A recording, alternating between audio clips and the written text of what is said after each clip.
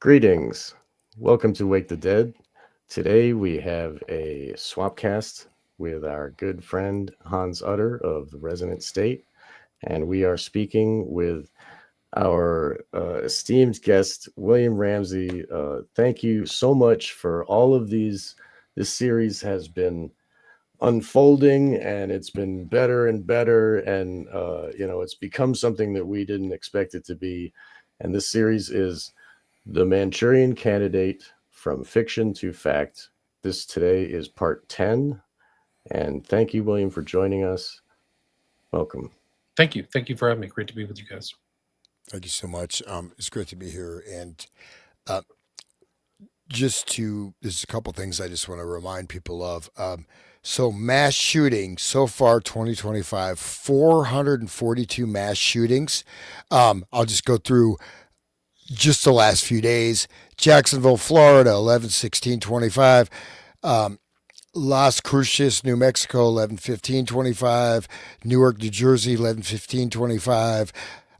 Southgate, California, 11/15/25. Carbondale, Kansas, 11/15/25. 11/9/25. Iowa Falls, Iowa, 11/8/25. San Francisco, California, 11/8/25. San Antonio, 11/7. Wilmington, 11/5. Bronx, 11/2. Los Angeles, 11/2. Washington, D.C., 11/2. Elk Grove, California, 11/2. Cincinnati, Ohio, 11/2. Bath Township, Ohio, 11/2. Chicago, Illinois, 11/1. Tucson, Illinois, Illinois, 11/1. Gretna, Florida, 11/1. Sacramento, California, 11/1. Charlottesville, Virginia, 11/1. New Havens, Connecticut. I'll just stop there. These are all mass shootings. These are not even in the news anymore. Okay. Has anybody heard about any of those? I mean, Nope. Bath Township, Cincinnati, that's the list. You know, anywhere 5 to 15 people, sometimes 3 deaths, 4 deaths, but at least 5 people are killed or injured to make it a mass shooting. So every one of those, and some of them, and so just to say, like, that's a lot in the past 2 weeks, right? And literally, there is no news coverage of that. And I'll just do one last thing here before we hit the document. I just want to read one paragraph of the 1920 story by H.P. Lovecraft, Nyarlathotep. Okay, I'll just read one paragraph of this and think about this 1920. Okay, Nyarlathotep, the crawling chaos. I am the last. I will tell the audience void. I do not recall distinctly when it began, but it was months ago. The general tension was horrible. To a season of political and social upheaval was added a strange and brooding apprehension of hideous physical danger, a danger widespread and all embracing, such a danger as may be imagined only in the most terrible phantasms of the night. I recall that the people went about with pale and worried faces and whispered warnings and prophecies, which no one dared consciously repeat or acknowledge to himself that he heard. A sense of monstrous guilt was upon the land, and out of the abysses between the stars swept chill currents that made men shiver in dark and lonely places. There was a demoniac alteration in the sequence of the seasons. The autumn heat lingered fearsomely, and everyone felt that the world and perhaps the universe had passed from the control of known gods or forces to that of gods or forces which were unknown. Okay, that's it. Okay. But he That was captures the kind of psychosphere of like our present day, these like dark forces and weird things that are popping into everything. The background of just mass shootings and stuff. Weird things. So like weird amnesia, forced amnesia. I mean, you could look at the TV as almost an amnesia box. Like, forget that story. Jeffrey Epstein's not important, right? All that's These, by the way, the Epstein drops are really incredible. The ones they put out, like literal stuff about rape and stuff like that. Trump. Have you guys seen those I've heard about those it. emails yet? Oh my god, dude. Yeah, there was one thing. I don't know if I mentioned to you guys, but there's someone who was at one of Trump's parties, and he had at one of the mansions, and he had rooms, and he was afraid to talk about what was going on. Basically, implying ritual stuff, underage girls, sex, anything you wanted, right? In Right, the all, Diddy party, right? P. Diddy stuff, right? yeah, P did his stuff, but with like 50 different rooms, like all different layers. But this guy who was like, in the whatever sports boxing world, probably tough guy, right? He would not talk in detail. Like he said, I'm not going to say anymore. I'm just not into that. Drugs, 15, 12-year-old girls, whatever, but there's stuff beyond that. I'm So not surprised. They've got to have something really bad on this guy to let him in there. Like, I mean, it's incredible. This is from 2017, right? Epstein's dead in 2019. He's still around. A lot of these emails, he's like involved in the early first Trump administration. They lied about everything. And this is one that it's Jeffrey to Paul Krasner, who's like involved in the 60s. And I think even like was the Steam Shovel Press or something like that? I don't know. I've met him. I know Paul Chris. Okay. Yeah. Paul Krasner, the allegation was not at a pedophile party. It was at my house with me. To what wording would you suggest I change that? Please note. And then Epstein sends back to Krasner. I was pointing out that the alleged rape was reported to be at my house with Donald and I raping her. I mean, it couldn't be more clear than that. Wow, dude. Wow. That's the alleged rape, right? He says alleged, but Well, it's still in writing. This is a Democrat psyop. I don't know what you're trying to do here. Right. Right. Yeah. I mean, it's just incredible stuff. I'm sorry to make a joke, but really, it's Well, you kind of have to laugh it off. Right. But if we get this new, like the H.P. Lovecraft thing, it's a very interesting story, right? Because basically this guy comes from Egypt and has all these weird technologies and sources and basically warps space and time. It's a short story. But that opening thing, right? I mean, literally, like the prophets, those the people went about with pale, worried faces and whispered warnings and prophecy that no one dared to consciously repeat or acknowledge to himself. That's what we are in, right? We are in. I went to the grocery store today, like major supermarket, and for whatever reason, I just caught that literally. This is their sensory overload, right? All the signs, everything else. People are in a complete trance, most of them, literally. And if you step out of it, suddenly a security guard is following you because he's awake, right? Seriously, like he's there constantly watching. I mean, literally, I'm like, this is really, really, really weird. Nobody's actually here. But I'm saying people are in robotic trance modes. You have sensory overload, continuous hypnotic induction, and then do this, do that. Anyways, it's intense. So hopefully, well, you know what? We're gonna fight through this, man. Right? We got the power.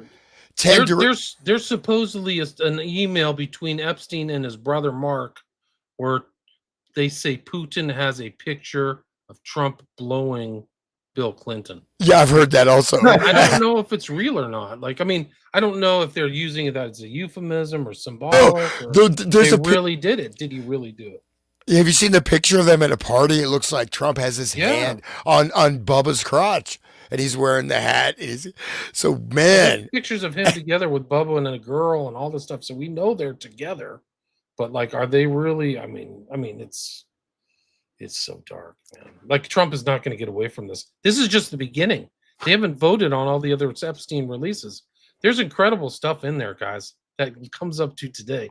There's things where Epstein is like, there are hearings in Congress where he's texting one of the congresspersons and telling her what to say because he knows who the people are. Like he's literally manipulating a congressional hearing. Epstein is.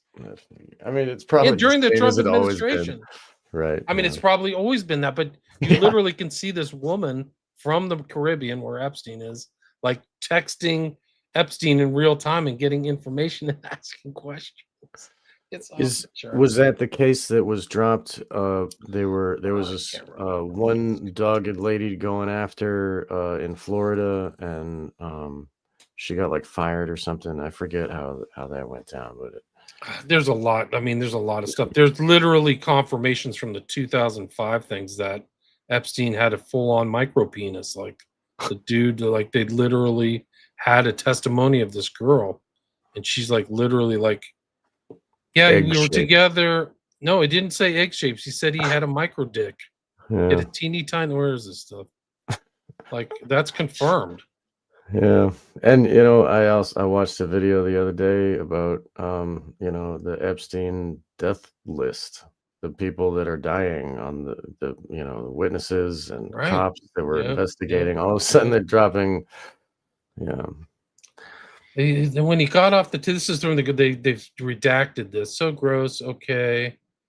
Hairy butt line going down to his butt. Got off, he went and whacked off, and then he came back in. He's very hairy and chest area, and I just looked for 1 second. It's very, very disgusting. That's all I have to say about that. Do you know what it means to have only? Because there's some people that don't be. I don't know, but I think he was on steroids because he was a built guy and his weenie was very tiny.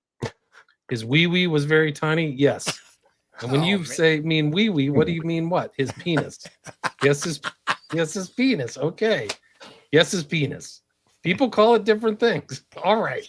I just wanted to make sure we they were calling it. Okay. He laid down and took off his towel. He laid down. Okay. So he had a very tiny, he had a micro dick. Well, Incredible. hopefully, it didn't hurt all the women that he was raping. I doubt it. Yeah, I mean, Anyway, oh my God. So that's okay. So Epstein, but like but this is all connected because whether he's got a micro penis or not, he's he's traumatizing young women for political power, and you know, it's same connected to the same, you know, Mystery Babylon or something like. Just yeah. really God, super is that that doesn't? No, that was the people from the concert. Remember that? That's I it's a don't. play on that. Coldplay or whatever. Coldplay. They get caught. Is that a? That's not a real picture. No, No. it's not. It's totally but it is. But it is. It is. No, but the one with him with the golden jock strap with Roy Cohn. Have you seen that one? Oh, Where he's at a party on a yacht. It's a real picture, and he's dressed like this Roman. He's got like a Roman thing on. Then he has like this cod piece. He is like a cod, and he's with Roy Cohn, man, on a yacht. That's Trump, like when he's young. You know, it's. Yeah, they were asking Trump, "Do you even stretch, bro?" That's like stretch. Stretch in what way? What do you mean? Well, no. Remember the last show we were talking about that him movie, and it's like all the gay stuff. Right. I'm making it fun.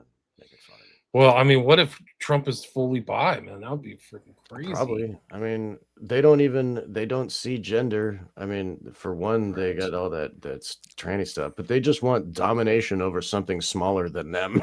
You know, like a dog, a corpse, like whatever. They, you know, it's the mind. It's not frame really funny is, joke. It's not funny.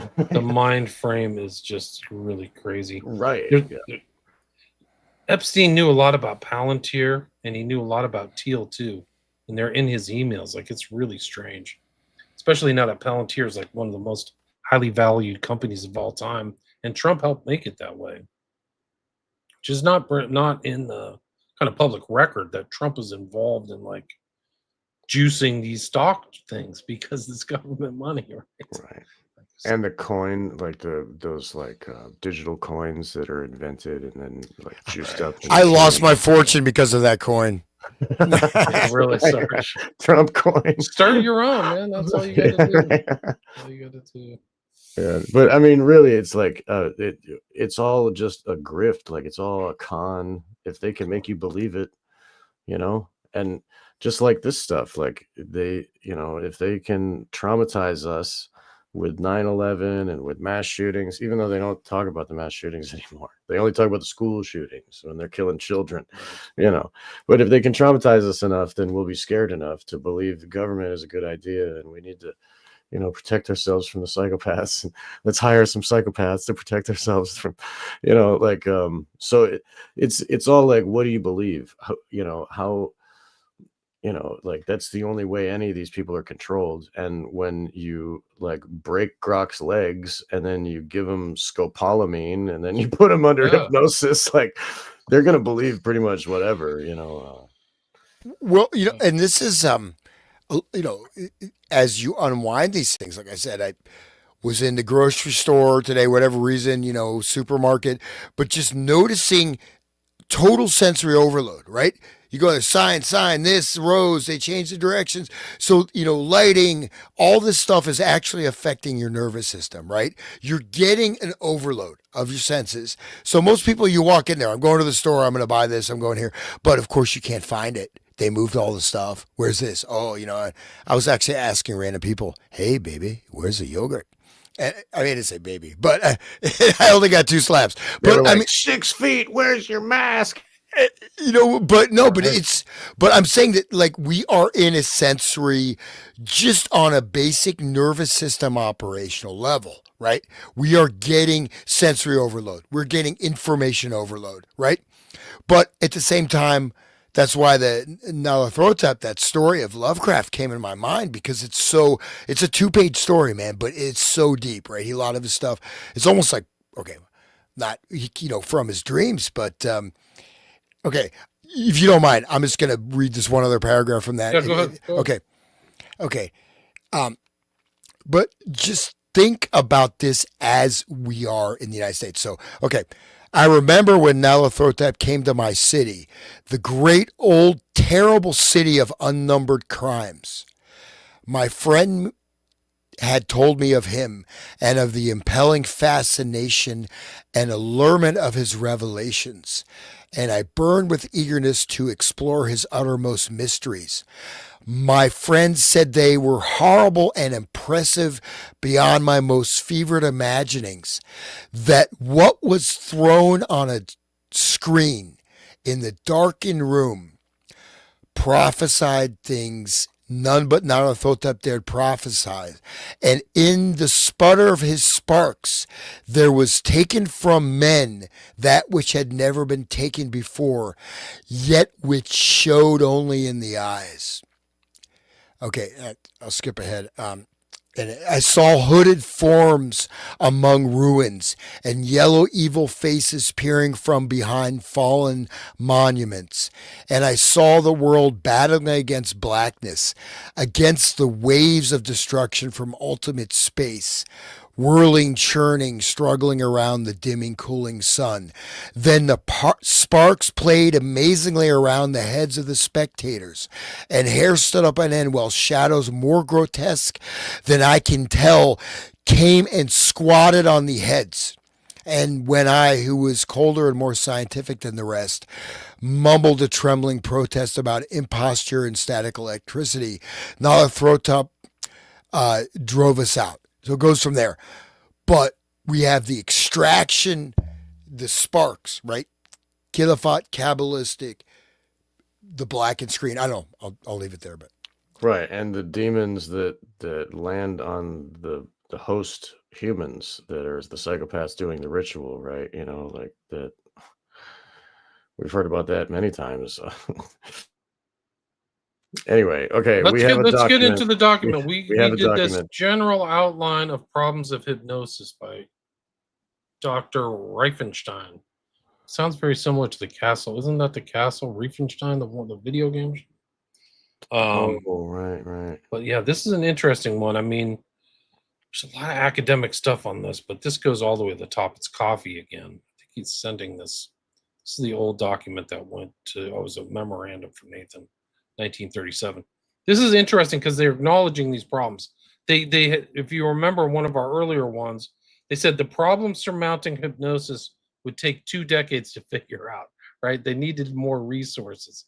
So they knew they had problems, and this is how they go into this. These are the problems. I'll read them. 1, the induction of hypnosis. To study all possible methods of augmenting the induction of hypnosis and to determine the best and most practical of these. So all methods of augmenting. So we went through the whole Ericksonian Alice in Wonderland style of hypnosis. induction also implies drugs, right? Anything, drugs, lights, scent, whatever it could be. Alteration of mental performance stimulation to study all possible methods by which mental performance on any type of test may be made more efficient and to determine the best and most practical of these. Practical. So this is powerization. How can we hypnotize people, make them super soldiers or whatever? Stimulation of memory to study all possible methods by which memory of the past and of the future can be stimulated to be more complete, more lasting, and more readily reproduced, and to determine the best and most practical. B, the production of cooperation to study all possible methods by which a person resistant for any reason can be made more cooperative, more pliable, right? A good robot. Determine the best and most things. Inhibition to study all possible methods which mental performance on any type of test may be made less efficient, and then to determine the best and most practical of these. Production of resistance, how to be resistant, special problem, to study all.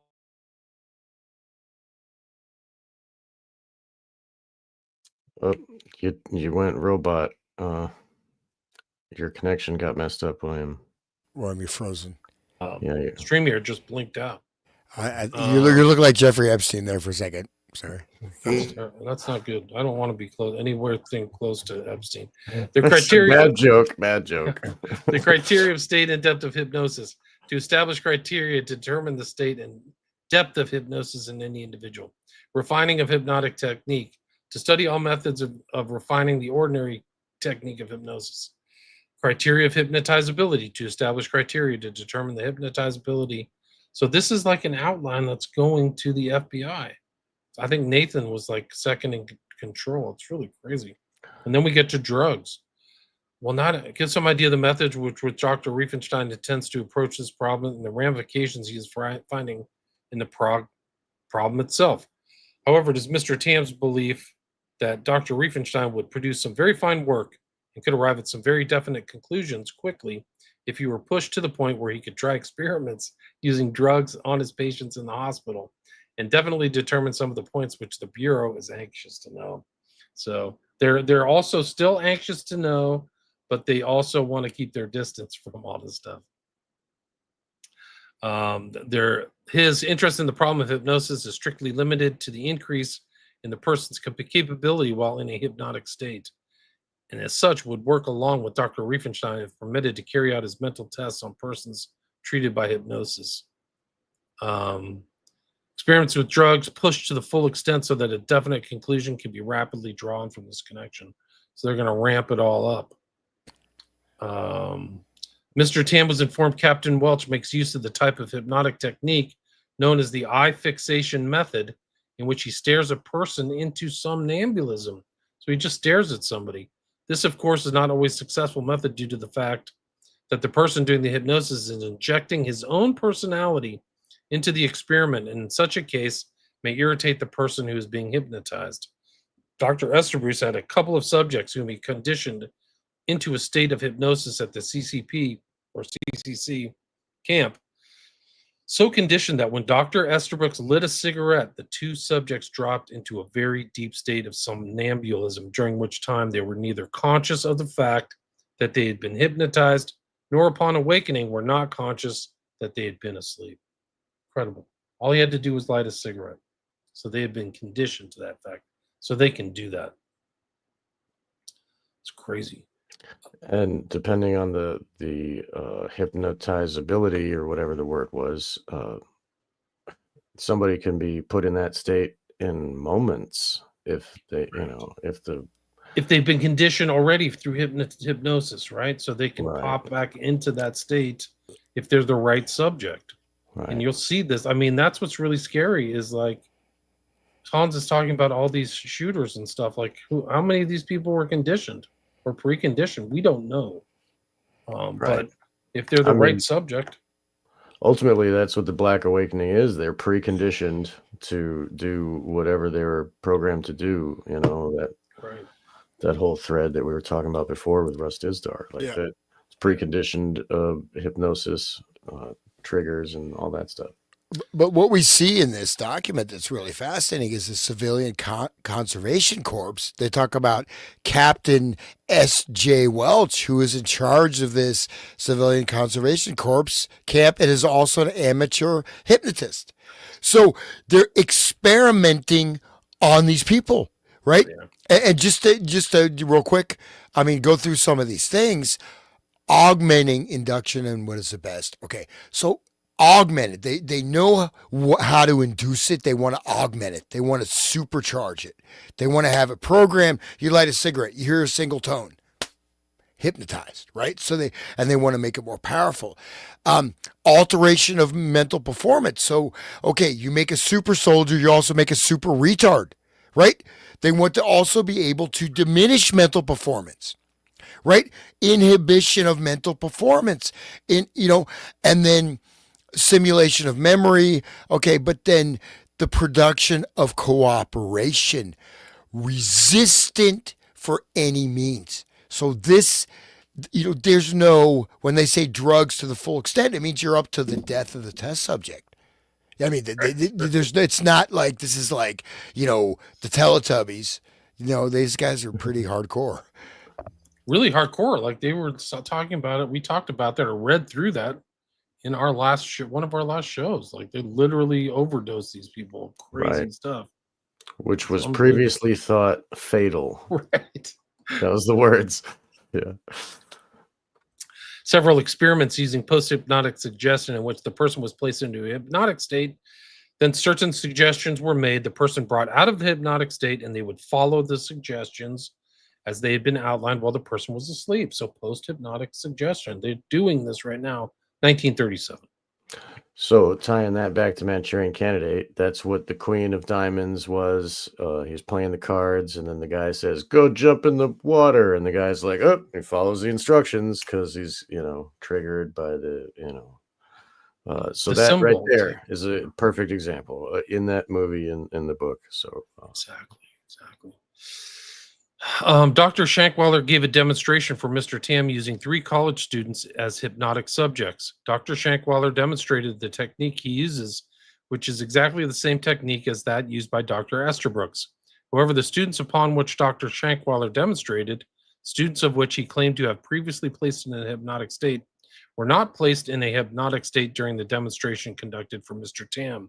One of the 3 subjects was placed in a semi-state of somnambulism, but this was not such a state that he could not remember what was going on or what questions were asked of him. Dr. Shankweiler impressed Mr. Tam as being extremely capable sort of fellow with a definite interest in the research work in which Dr. Estabrooks is conducting in the field of hypnosis.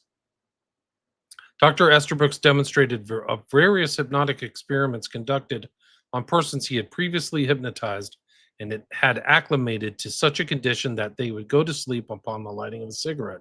He also showed Mr. Tam using 10 college students how he would go about picking subjects for hypnotic research from a group such as that.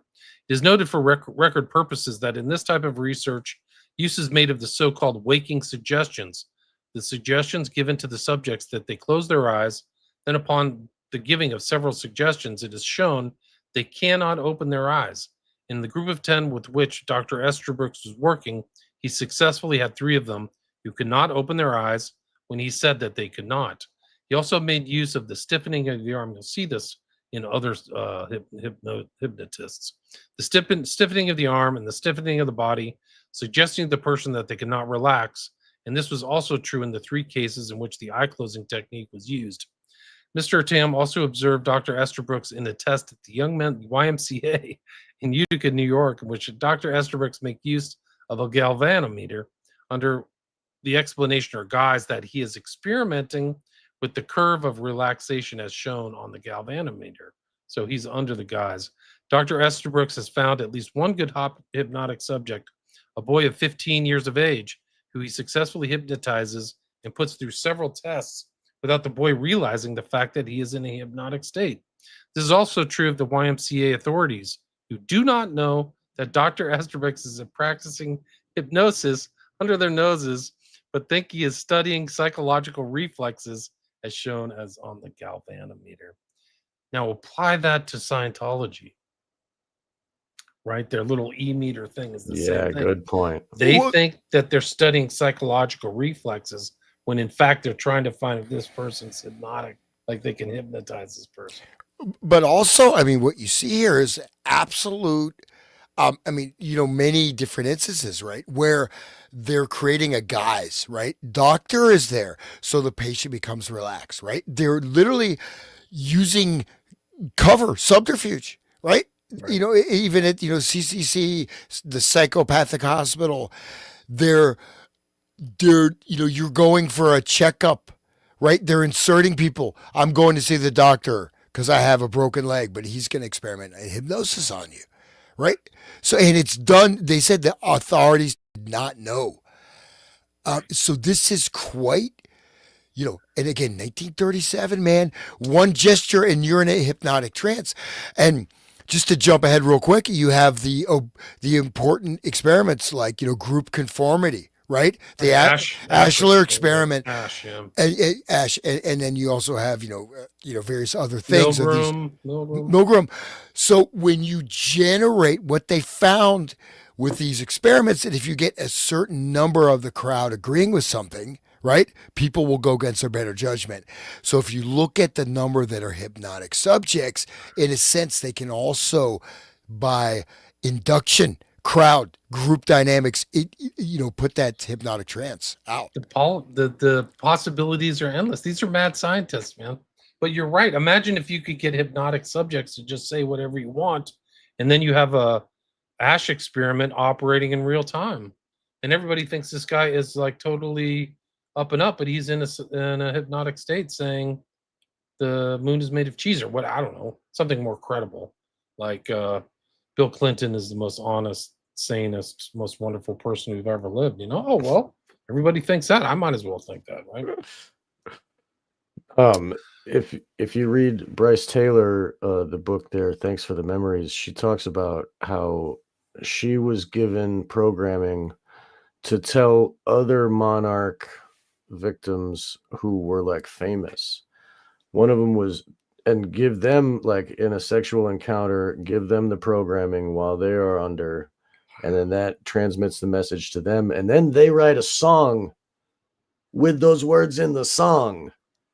And it's Neil Diamond, Barbara Streisand were two of them. Like she had an ongoing relationship with Barbara Streisand, like, and Neil Diamond, the guy's name is Diamond. Like, anyway, so like they would, and then that song would be played on the radio for all the program multiples that are listening on the radio, and it triggers all them like all the time. And it's like, like they play the oldies all the time. It's the same song because it's the programming. Anyway, it's And that the weird, like levels witchy. are. What did Michael Hoffman call it? He called it liminal language, or what? What do you? He had Twilight that word. language. Twilight language. That's right. Yeah. But no, but that's see the point though is that if you look at go back to Gustav Le Bon, the crowd, right? And you look at group dynamics. So when you have, the mass formation, right? You have the crowd being created, the collective IQ drops like 20, 30 points, right?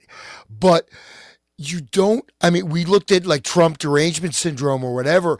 Say you have 100 people that are hypnotized subjects, then you get 1,000,000 people copying them. They are imitating this hypnotic trance state, and they're in a sense, it's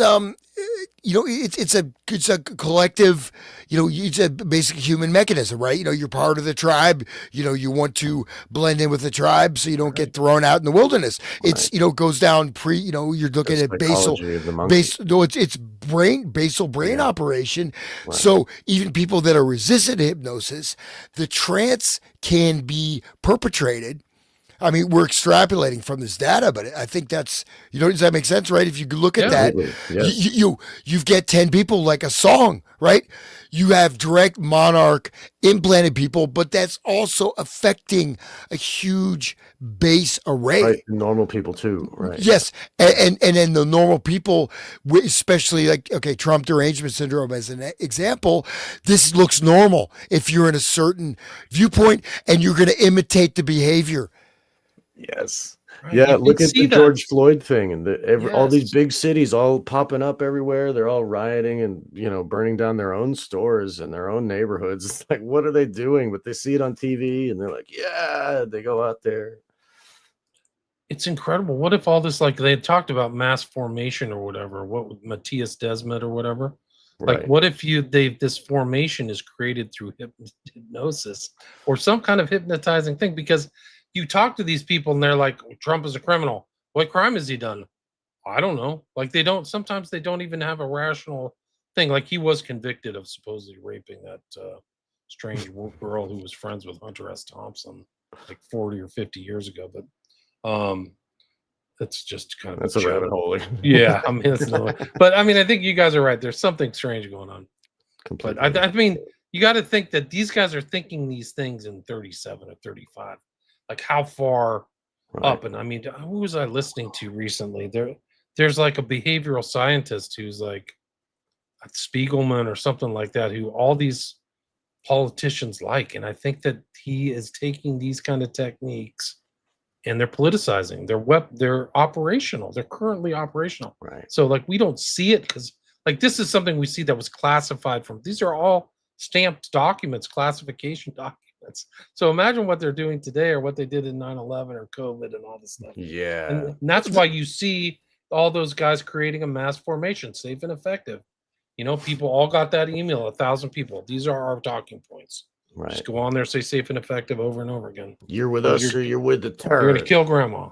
You know, and I saw this this quote here about Michael Fine, an Ohio divorce attorney. Turns out Ohio is the epicenter of the universe because I have the You guys world's are- I have the you most guys are both in popular Ohio. podcast. I'm up to I hit triple digits on YouTube. I hit triple digits. Didn't take long. I've earned Yeah. $5.25. Hey. Yeah, But but you can get a half a cup of coffee. yeah, almost not even that, dude. A third of a pack of Friggin' cigarettes. food inflation is crazy, but very important vector. So this guy should love the mentioned government. this Ohio attorney, right?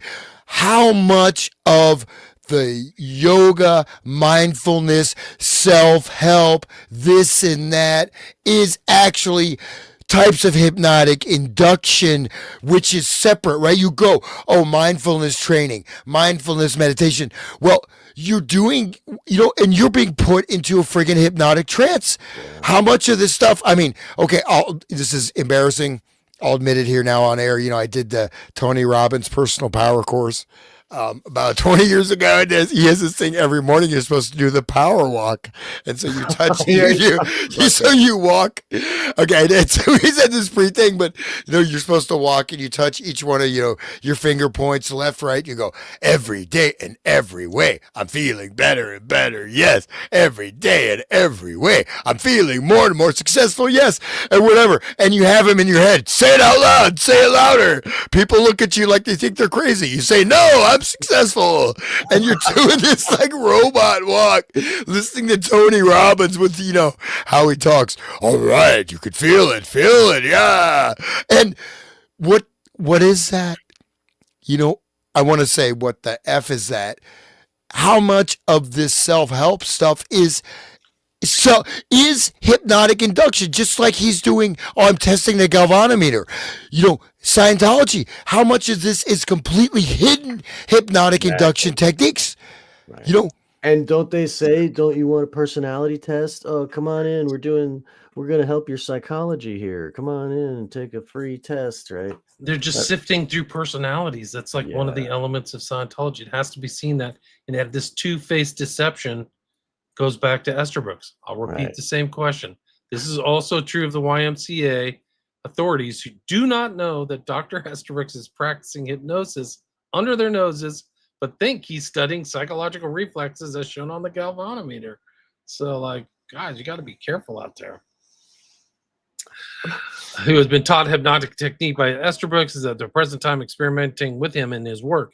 Has been as successful in one case in which a boy has built up a defense mechanism to protect him from working, in which the boy states he loses use of his vocal cords. Dr. Newton has successfully cured this boy of this defense mechanism by a hypnotic suggestion that has worked very well in this particular case. In connection with this research as being done by Dr. Esterbrooks, it's noted that Mr. Tam, this is the head of the special division at the FBI, Tam is, he will carry on intense research if he is kept on the track on which the Bureau is interested. However, Mr. Tam observed that Dr. Esterbrooks is extremely lazy, Consequently, it is rather difficult to keep him working on the subject.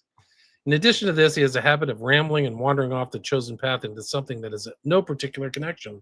Dr. Estabrooks, of course, is extremely enthusiastic about this work, but it's difficult to keep him on the exact line in which the endeavor should be carried on. During the course of conversation with Mr. Tam, Dr. Estabrooks advanced the possibility that he get into a hospital for a couple of weeks during the coming summer, at which time he could work under the guise of a simple psychologist doing research work, and in this guise or disguise, find hypnotic subjects and definitely ascertain how much of a disguise technique could be used in working with hospital patients, especially in an army hospital. And then, like, you see Wow. Program to Kill, and like they're all going through the army or military hospitals or something Right. weird. Dahmer and that other one, Kemper, and like they went to Heidnik, the same Program to hospital. Kill, Yeah, yeah. in Germany, right? The same one. And Yeah. like there's other people like they're going into military facilities. I think what's the girl's name? I can't remember, but like some of these Annika Lucas said she went to like a Oh, hospital right. in Germany, like Yeah. where they tried to zap her. Like the Carrie stories. Elahe. I mean, my friend Carrie Elahe was brought to military. She was they hung lights and they made a structure in her mind. They showed her in an open air hangar. They walked her out like up above like 50 feet in the air, out on a plank, like into this space where there's all these lights, and they programmed this is your internal structure, and they showed her so that she could see it, and like it programmed in at the military base. Like Wow. they it's that's just one of many stories that's in very yeah, the military is what's doing it. All right, listen. In this connection, Dr. Estabrooks is rather sold on the subject that the War Department intelligence unit could make great use of hypnosis. In this connection, it is also noted that during the war, Dr. Estabrooks informs Mr. Tam he suggested to the British intelligence unit they make use of hypnosis. So he's trying to spread it like a Johnny Appleseed of hypnosis. Dr. Estabrooks explains the fact that they did not use it due to the circumstances, which were that he was not as well versed in the science of hypnosis as he has at the present time. Estabrooks was in World War One. He claims now that if he reached them with such a suggestion, he could probably get their attention. Dr. Tam believes that Dr. Estabrooks is somewhat thrilled at the fact that he's working with the so-called G-men, and is extremely difficult to keep him from wanting to broadcast the fact here, there, and everywhere. However, he can be made to and willingly do good research work if contact is kept with him constantly. In view of Mr. Tam's trip, it is his opinion that the most satisfactory results which are to be obtained in this research will probably come from the work of Dr. Riefenstein due to the analytical quality of his mind, the fact that he can follow a straight line in his research, and due to the enthusiasm in which he goes into his research problems. Well, and just to sort of extrapolate from this just a little bit, but you have, again, unwitting research subjects injecting someone in a role that is doing this within an organization or a structure, right? Police department. You have FBI training sessions. What if they're schooled in hypnotic induction techniques and they get one or two key people in that police station, and then you get your cover up? Right. You know what I mean? Good point. You don't even have to pay them. You can just hypnotize them. Yeah, and especially in a position of authority. So, I mean, this is very clearly stated that they're infiltrating organizations under different guises. You know what I mean? It's not even direct chain of command, right? It's, oh, here's this, affable, goofy George Estabrooks, he's got his little vial of cocaine. He's like, Freud told me to do it. Yeah, and he's like, but Reiki. but there you, I mean, seriously, like there's no limitation if you don't really have to lead that far between the lines, because in official documents these are pretty strong words, right? Under the noses. This is official document, official government communication. It's not a text message. And if, like I talked about it before, my friend Mark Passio talks about when he was in the organization of LaVeyan Satanism, they had people in places in all strata of society. I mean, he would go to these mastermind rituals, and he would see Alan Greenspan, and he would see like the people from the PTA, and they'd be wearing the robes, and they'd all be doing together, and so like Satanism also has infiltrated, and LaVeyan Satanism is just the low-hanging fruit of the higher orders of Satanism. There's more above, and those people do dabble with satanic ritual abuse, trauma-based mind control. That's how they keep their power, hold it. So like it's all one big thing. The Satanists, in quotes, is like many factions of, it's an ideology of it's like a weird Gnosticism that's like, Ayn Rand and like self-love and, hatred of the world. It's a weird mix. It's a very weird psychology, but it's disseminated all over the world, and it's been for ages, and it has fruited out into all these different orders of weirdos that have like they're psychopaths trying to gain power, and they've been doing, for generations. So they just want to say they are in all these levels, and they do run the military and the police, and so there's that. You don't even need to hypnotize them. They go willingly to the ritual. Anyway. Right, but it's like seeded out. There's so many of these people using these induction techniques. It all goes back to Esther Brooks and these guys, and then on these cults and groups and Harich, and you just like, whoa, that guy's using freaking hypnosis, and David Right. Ferry's using it, and JFK. Harley Garrison's using Pasternak, hypnosis. probably. I mean, probably Pasternak. Probably he's into the like drug thing. Yeah. Well- If he's into drugging and controlling people, he Yes. probably knows hypnosis. Exactly. But also, I mean, whether people believe or not, I mean, I'm not gonna go as hardcore as Dizdar, right? Dizdar is like hardcore, man. So I'm not gonna go that front. He's a hero, We man. could do a whole nother show on Disney. But He's a real hero. the thing is that the hypnotic state is abulia. Abulia means loss of will, right? Apathy, loss of will. This is one of the primary, besides like, extreme degradation or, tremendous vices, negative energies, is one of the main vectors for inserting entities for control. And possession does not mean necessarily you're like Rosemary's Baby. You have an entity attached and you can have these larger forces can control, you can have entire geographic regions with many, many people under the influence. And even influence can be very powerful, but the hypnotic, even within the SRA stuff, again, you have certain fragments of that personality that are encoded, right?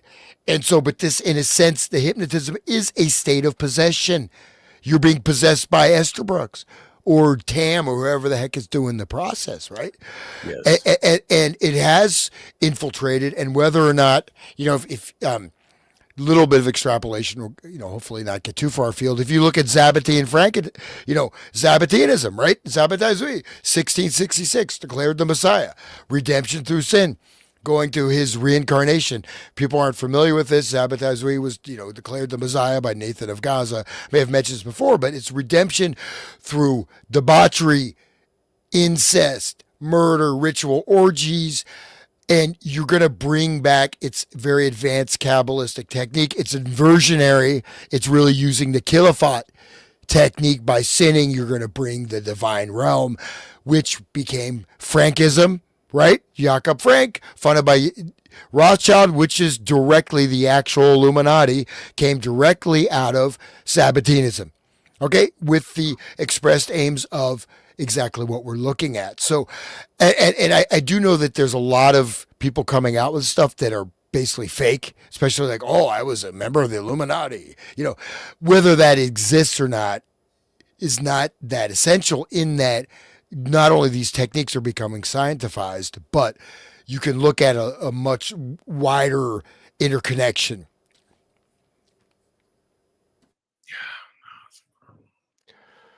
That's that is it's really a lot to think about. I mean, Do you the know? idea that Yeah, go ahead. Go ahead. do you know that Scientology teaches that it like the OT level, OT7 level, they like bring out some black briefcase and tell you that you're possessed by entities, and that Right. you have to do the galvanometer or e-meter Holy, are you things over kidding? and over to get That makes no, sense. dude. This is like leaning into It's just like we're SRA. yeah, guys, we're laying the background of Scientology. This is the thing is that I bet 99 out of 100 Scientologists who go through there, they don't understand the psychological background of all this stuff. They don't know what they got into. They were under the guise, right? So literally, you're seeing that same dynamic that Estrabix is using against unwitting people at the YMCA. The same type of thing is happening to unwitting people thinking they're at a self-help group. That Scientology is a Right. self-help, self-actualization, become a star or whatever. They don't Become know an that behind it actor. is this Yeah. stuff. And The there, acting. and then the other thing is like you said, Sean, it becomes self-perpetuating. So it's Mhm. almost like a virus. So that the next guy who gets in, it's almost like a multi-level marketing scheme where the next guy has no idea because he's been scammed too. So, Right. and what if they're under? That's why when people talk to guys in Scientology, and weird they are is because they might have different like personalities or something. Like, I Right. don't know. It might be that dark. A lot of them, a lot of the, it's weird. Like seeing some of the Nexium right there in the Right, comments. next to him, I was all just these saying, I was things. thinking that we were talking about that before that we hit play. NLP, Robbins, Yeah. the background, just all these And characters. they were joining the club to like better themselves, and it was a self-help group and same thing. Like How many of anyway, those people how much do you have to pay to go through all of Robin's stuff? Like I or don't think you Scientology, they take 60%, don't they? they'll take as much money as you give them. Yes. They take everything. They'll take your soul. I mean, that's what his son said. Scientology was black magic drawn over a long period of time, and it amounted to this is Nibs or L. Ron Hubbard Jr. said it amounted to the rape of the soul. And he did. And that ties all the way back. And I mentioned this before. It Look at ties back into Miscavige. the end of Manchurian Candidate, right? Where he said, "I didn't give you to be raped, your soul over, or whatever." Wow. That's what the Roy Cohn character says to her son. Yeah, crazy. Well, but also, I mean, L. Ron Hubbard, he did the soul crushing, right? They Cracking, had yeah. rituals, I mean, where they would, do to a female, whatever. So, I mean, and so, but I mean, this is the model, right? It's like wherever you go, right? It's like a video. I don't really play video games. In fact, I haven't played a video game since like, what Space Invaders. I'm old, right? I'm having my birthday The coming. good old But days. yeah, but I mean, you ever look at video games, modern video games, like what are these inducing? Total mind control. So the level of this transduction, and then you try to make yourself better, and you join one of these organizations. You go to your local YMCA and take a mindfulness class. How do you know the instructor isn't? It's very easy to Right. plant people. I mean, and that's not to make people paranoid. Okay, maybe.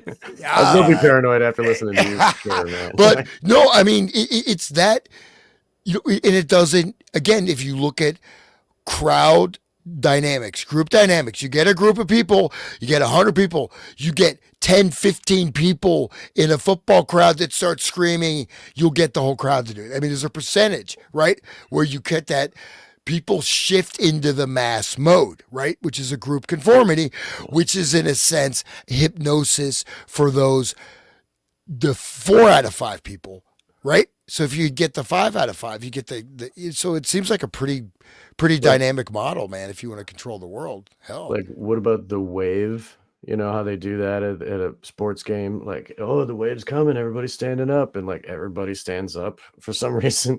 Why do they do that? Like, they have to participate. It's just because everybody's doing it. It's a perfect example. This is from my book, Children of the Beast. Former Scientologist and critic Jerry Armstrong called Hubbard a mixture of Adolf Hitler, Charlie Chaplin, and Baron Munchausen. And I've interviewed Jerry Armstrong. You can listen to him on my podcast. L. Ron Hubbard Jr., son of the founder and former insider of the church, explains the organization, quote, Scientology and all the other cults are one-dimensional, and we live in a three-dimensional world. Cults are as dangerous as drugs. They commit the highest crime, the rape of the soul. Let me see if I can find that soul cracking. I think I put it in this book. I think it's in here somewhere where like he lays upon some woman and stares her in the face. You ever heard that have you read that story? That's Oh, like here it that, is.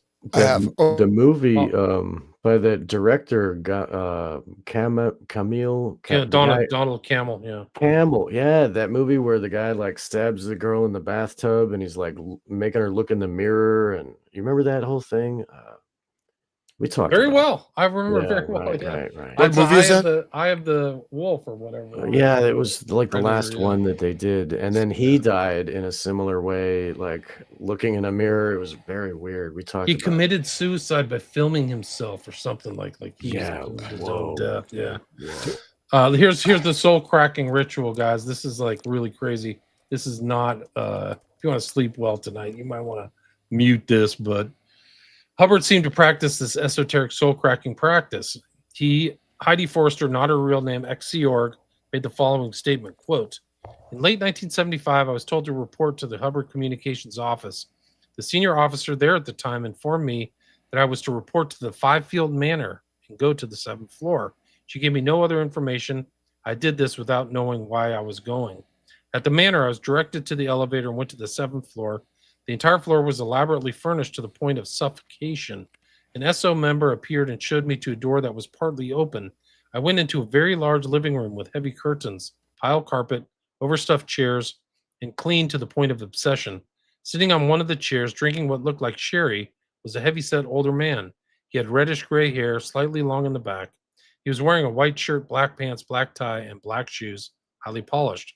He didn't say a word and slowly got up, motioned to me to follow him into the next room. I didn't know if it was Hubbard and wondered if I was to have either an auditing session or an interview. I followed him. I found myself in a lavish bedroom.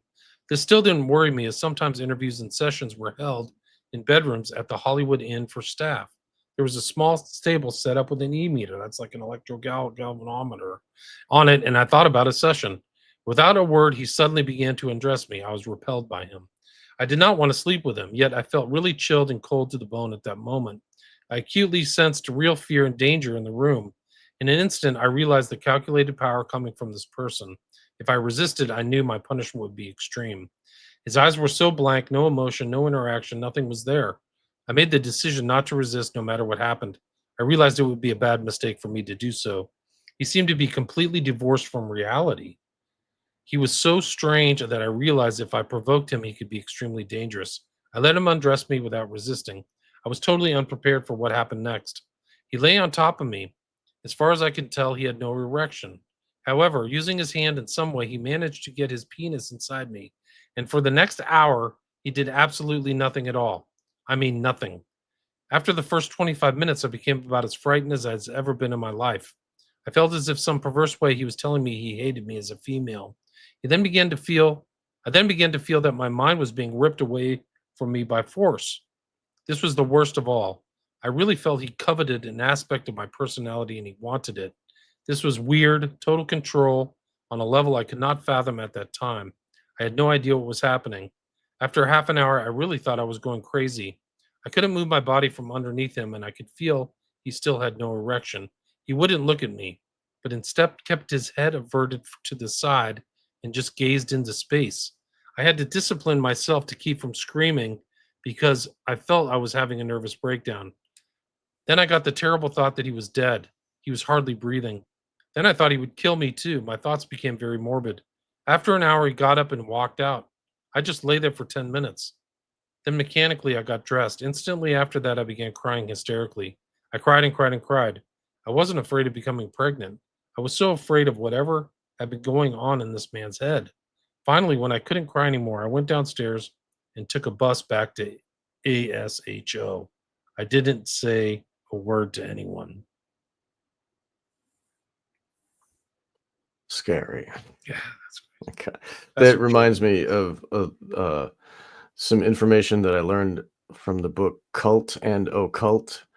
It was edited by Brooke Smith, and that one describes how the the priests of old, and they would like lay with women in the same bed as them. Even Gandhi would like lay with young, beautiful women and sleep with them. He had According, two, he had two 13 or 12 for 13 naked virgins sleep with him every night, yeah, naked, to just to maintain his willpower. to get well, I mean, supposedly to like raise his chi or whatever, the energy of like the vitality, energy, and there were like kings that used to sleep with children and stuff, just like hold them against their chest and like just to get their energy. It's very weird, but I don't know if maybe it's related to that. I don't know. It's some weird stuff. Like you start Heavy, learning the heavy. occult and like what people did, and like there's a lot of weirdos. Well, the thing is that there's one thing to get energy, right? The other thing is the soul cracking, right?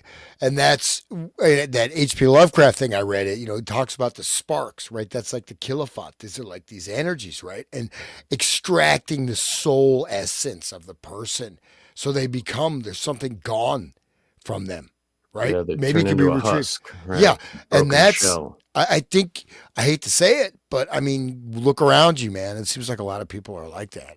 Maybe not. Maybe I'm just too weird. You're But, glass half empty kind of guy, I guess. Back to the document. Milton All right. Erickson pops up again. So we've got Erickson and Estabrooks basically in the same group on big time kind of writings at the FBI, like under Hoover. And they go through Estabrooks' kind of background here.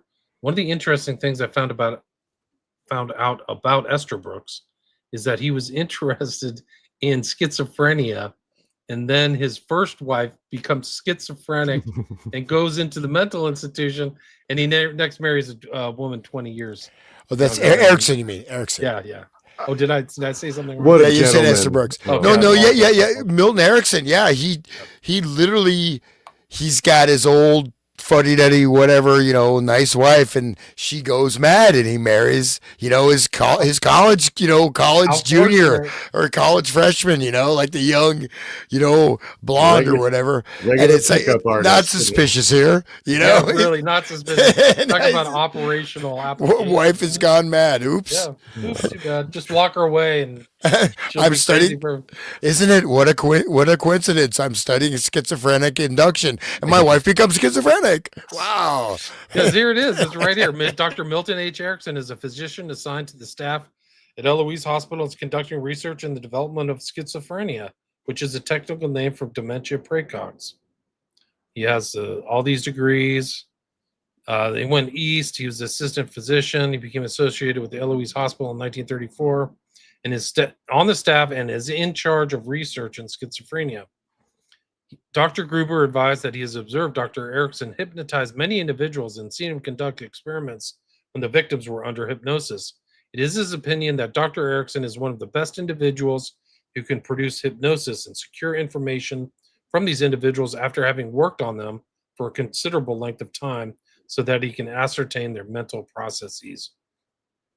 Dr. Gruber advised that Dr. Erickson has on several instances worked with sexual perverts, with persons suffering from dementia praecox, with one or two persons who have committed misdemeanors, and while under the influence of hypnosis, he has seen them react favorably to suggestions that would correct their evil and criminal tendencies.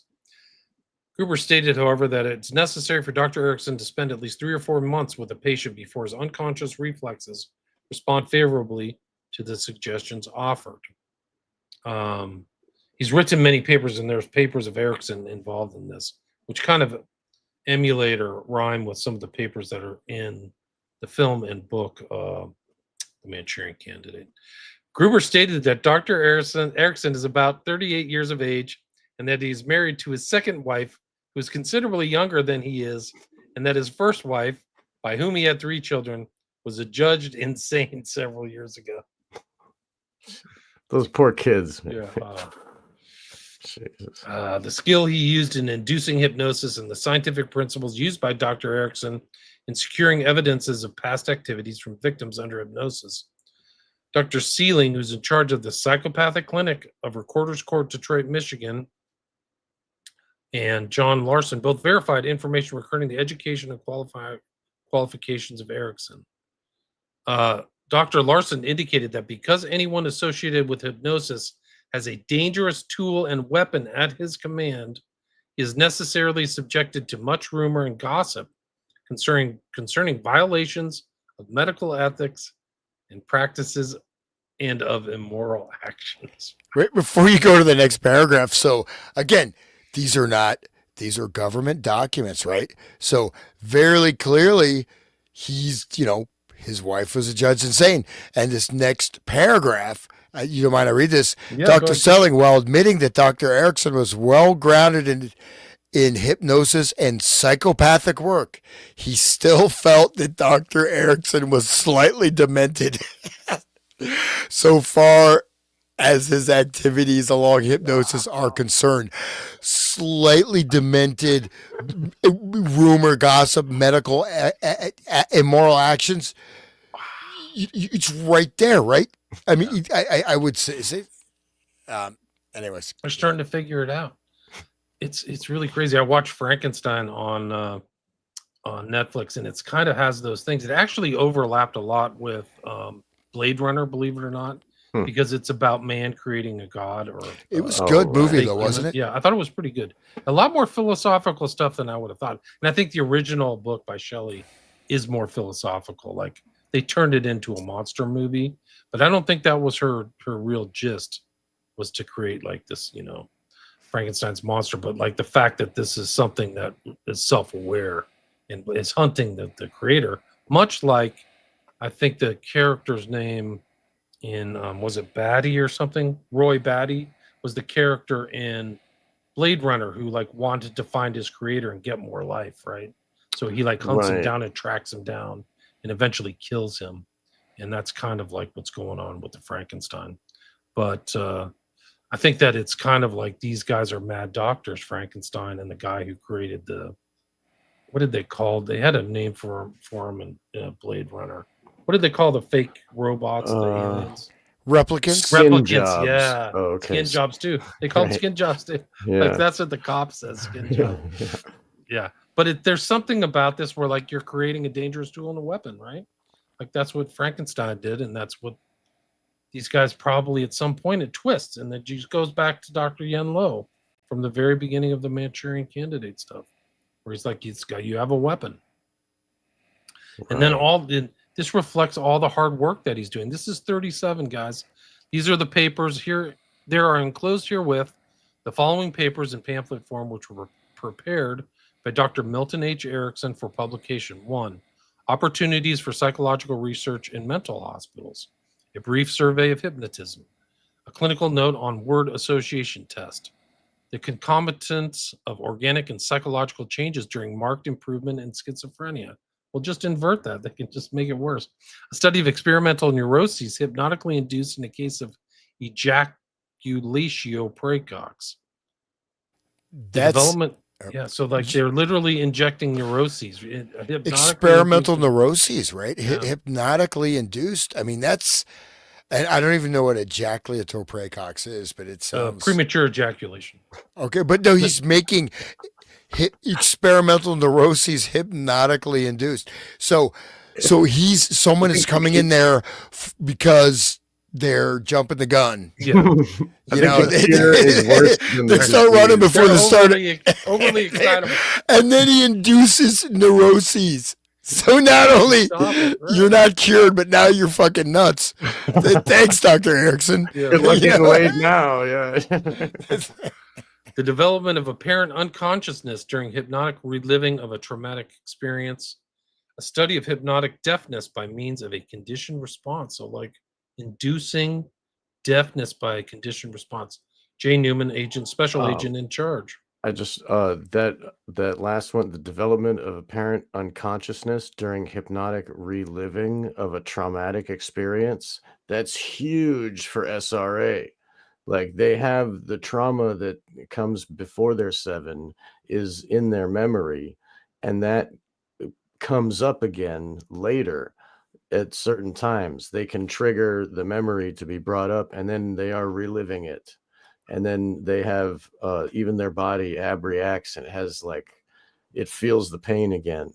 So that is a huge piece of the trauma that the victims of SRA have to endure. It's right there on paper. State that, you know, in this language, right? So this paragraph, Dr. Larson indicated that because anyone associated with hypnosis, which means Dr. Erickson, right? They're obviously referring to Dr. Erickson directly, has a dangerous tool and weapon at his command. So this is not abstract. Same paragraph. This is considered writing. This is, you know what I mean? Don't think this is like a tweet or it's not Trump, you know, doing a couple lines of coke, you know, with Bubba in the bathroom. Right. But the follow-on sentence is interesting too. Like it's like he is necessarily subjected. So it's not he's subjected. It's necessary to subject him to rumor and gossip concerning violations of medical ethics and practice and immoral actions. So in my interpretation of that, Larson is saying the rumors should be there that Erickson's doing sketchy stuff, right? Don't you guys take it like that? He does have dementia. He's demented. No, I mean slightly demented. So right, in case you didn't catch that reference, this guy's a mad scientist. Right. This guy's unethical. This guy made his wife fucking go nuts and married his secretary, or married his like his 18-year-old student or something. You know, considerably younger means what? It means probably 18, 19 years old. Sure, at that time. Grooming. That's what it means. Yeah. So that's pretty intense, actually. Let's see if we can get. I mean, this guy's bio is really something else. Like, he's as interesting as Estabrook. Shit, real right here, guy. Like, yeah. At least in 1922. At least he only made his wife crazy instead of what William Burroughs did with his wife. Yeah, he shot her in the head, right? Yeah. Right. Accident. Whoops. He didn't mean to. We're just playing William Tell. Yeah, right. Oh, just let him out of jail. That's cool. He works for us. Yeah. Anyway, sorry. I mean, all these techniques, while Erickson explored a vast arena of induction methodologies and techniques of suggestions, there are certain areas where his name is known as a key in the development or popularity of the approaches. He used direct and indirect approaches, though he's most known for his indirect and permissive suggestion techniques. Artfully vague, it said. The handshake induction. Where's that? I think he just went by that. I saw that. So he has many confusion technique. Huh. In all my techniques, almost all there is a confusion. Handshake induction. Look at this.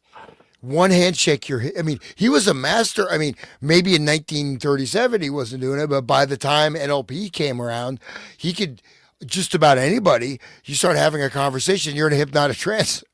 He can put in post-hypnotic. But you've seen that if you've watched those like videos of the hypnotist, stage hypnotist. He's always shaking people's hands. You ever notice that? Oh yeah. And I think he's doing the Ericksonian stuff. That makes sense. Like, give me your hand. Initiation. When I begin by shaking hands, I do so normally. The hypnotic touch then begins when I let loose. The letting loose becomes transformed from a firm grip into a gentle touch by the thumb, a lingering drawing away of the little finger, a faint brushing of the subject's hand with the middle finger, just enough vague sensation to attract the attention. As the subject gives attention to the touch of your thumb, you shift to a touch with your little finger. As your subject's attention follows that, you shift to a touch with your middle finger and then again to the thumb. Wow. Just like the finger thing, the tall teeth monster guy was telling Hans to say while he was walking and telling himself that he was a powerful guy, like touching fingers, you know, that. Oh, I never did that, by the way. I just okay. Okay, we'll deny it today. Okay, that never happened. Every day in every way, I'm losing more and more weight. Yes, because I'm good enough and I'm smart enough. I mean, this guy has a huge shocks and ordeals. Do you see that? Shocks and ordeals. There it is. Yeah. Shock therapy. He was prepared to use psychological shocks and ordeals in order to achieve given results. Wow. Wow. So that's what 9/11 was, right? I mean, that's shocking. Shock, yeah, psychological shock. And so I mean that PowerPoint we went through, right? It was okay, but they really whitewashed Erickson in that. That's what I was kind of calling attention to, right? I mean, this guy is, you know, even more so than Esther Brooks, whatever. Esther Brooks and Erickson was really a powerhouse of technical apparatus. So extending, like you see that the original ordeal process is different from other therapeutic techniques. Extending the dissociative effects of paradox and non sequitur, wherein confusion is used only as an entry to trance states. The technique of ordeal superimposes a distressing but achievable challenge over the therapeutic aim, such as achievement of okay, whatever. But I mean, that reminds me of that whole COVID situation we had. I mean, like, wasn't that like a shock and then an induction of trance Yeah. state and Yeah. Fear, right? whatever. I mean, they always go to the fear of death. Like, that's it. Like, you're going to die. Like 9/11, you're going to get killed by a terrorist. You better do this, right? Death is right. Bin You're either Laden's with going to us or jump you're out of with that bush and terrorists. stab you. Yeah. Right. Yeah. And so COVID's Yeah, right and there. Could be on the countertop, guys. Could be Right. in that cough or touching hands. Right. You Death could is get right AIDS there. from a cereal box, right? What Fauci was saying all those years ago. Like, Dude, same he's old like same. he's more of a behavioral psychologist than he is a real medical doctor. That's what you realize. Is like, whoa, he's like one of these guys. Yeah. He's like freaking Esther Brooks under the guise of a medical doctor. Right. He's right. That's what Doing he's injections. fake. well, And look at that's this yeah. influences. So his strong influence on diverse areas of strategic therapy, family systems, brief therapy, ordeal therapy. Sorry, yeah, you cover that up. Sorry. I'm sorry, excuse me.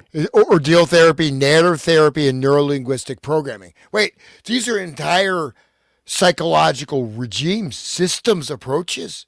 So he's a, He's a giant. he's a He's giant. influenced this guy. Here's the guy who's like the editor in chief currently of the American Journal of Clinical Hypnosis for 20 years. Stephen Ellington. Where's this guy? Somebody has to watch out for this dude.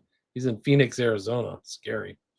Look at his picture too. I mean, I wonder if there's a better picture of Erickson. Let me see. Levitation. Creative choice. This is him when he was younger, but oh, he looks like Manly Hall from the my side. voice will go with you. I don't think I want his voice close to me. Dude. Sidney Rosen. Ugh. This is scary. Phoenix. That's occultic. Right. And my voice going with you is very occultic too. I mean, but the Phoenix, of course, Life reframing and hypnosis. life reframing, Like, sweet. I don't know. This is creeping me out, man. Whoa, look at that. Where's his first wife? In a rubber room, dude. Yeah, I mean, that's how scary. Yeah. Well, he's so famous because he could do that to his wife. Look at what he can do. Oh, great. Give him a job. You know, I mean, look at all Crowley's wives. Like, all of them went crazy. Oh, too. here he is. He's in a wheelchair. There's his young wife that he got. Oh, shoot. Whoops. There he is right there. Oh, shoot. It's all right. I had it somewhere. There she Just is. pushing him around in a wheelchair. Look at her smile, too. He's like an old geezer. He's a handshake. The handshake. I'm going to try that. Yeah, really. I don't need to do any She complex. looks like she's under a trance. Did you see that smile? That was not real. That may not even be his first wife because she looks like is that a bridal?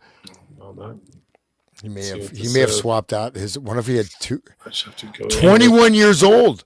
So Oh, man. so this is another one. Still a Okay, student. 21 applied laboratory technique. 5 children.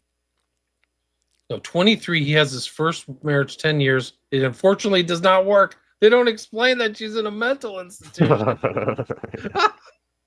He will Of have course. custody of his 3 children, but this failure will leave him with a feeling of inadequacy. Working on couples and families. Well, I'm not saying you put her in the mental Oh, he's institution. a victim. That's where he ended up. Then 34, So basically, in 33, she goes, it ends, and in 34, he's with Elizabeth Moore, age 21. But it doesn't state. It, Right. you know, they say, oh, first marriage of 10 years, which unfortunately doesn't work. Oh, because his wife went mad.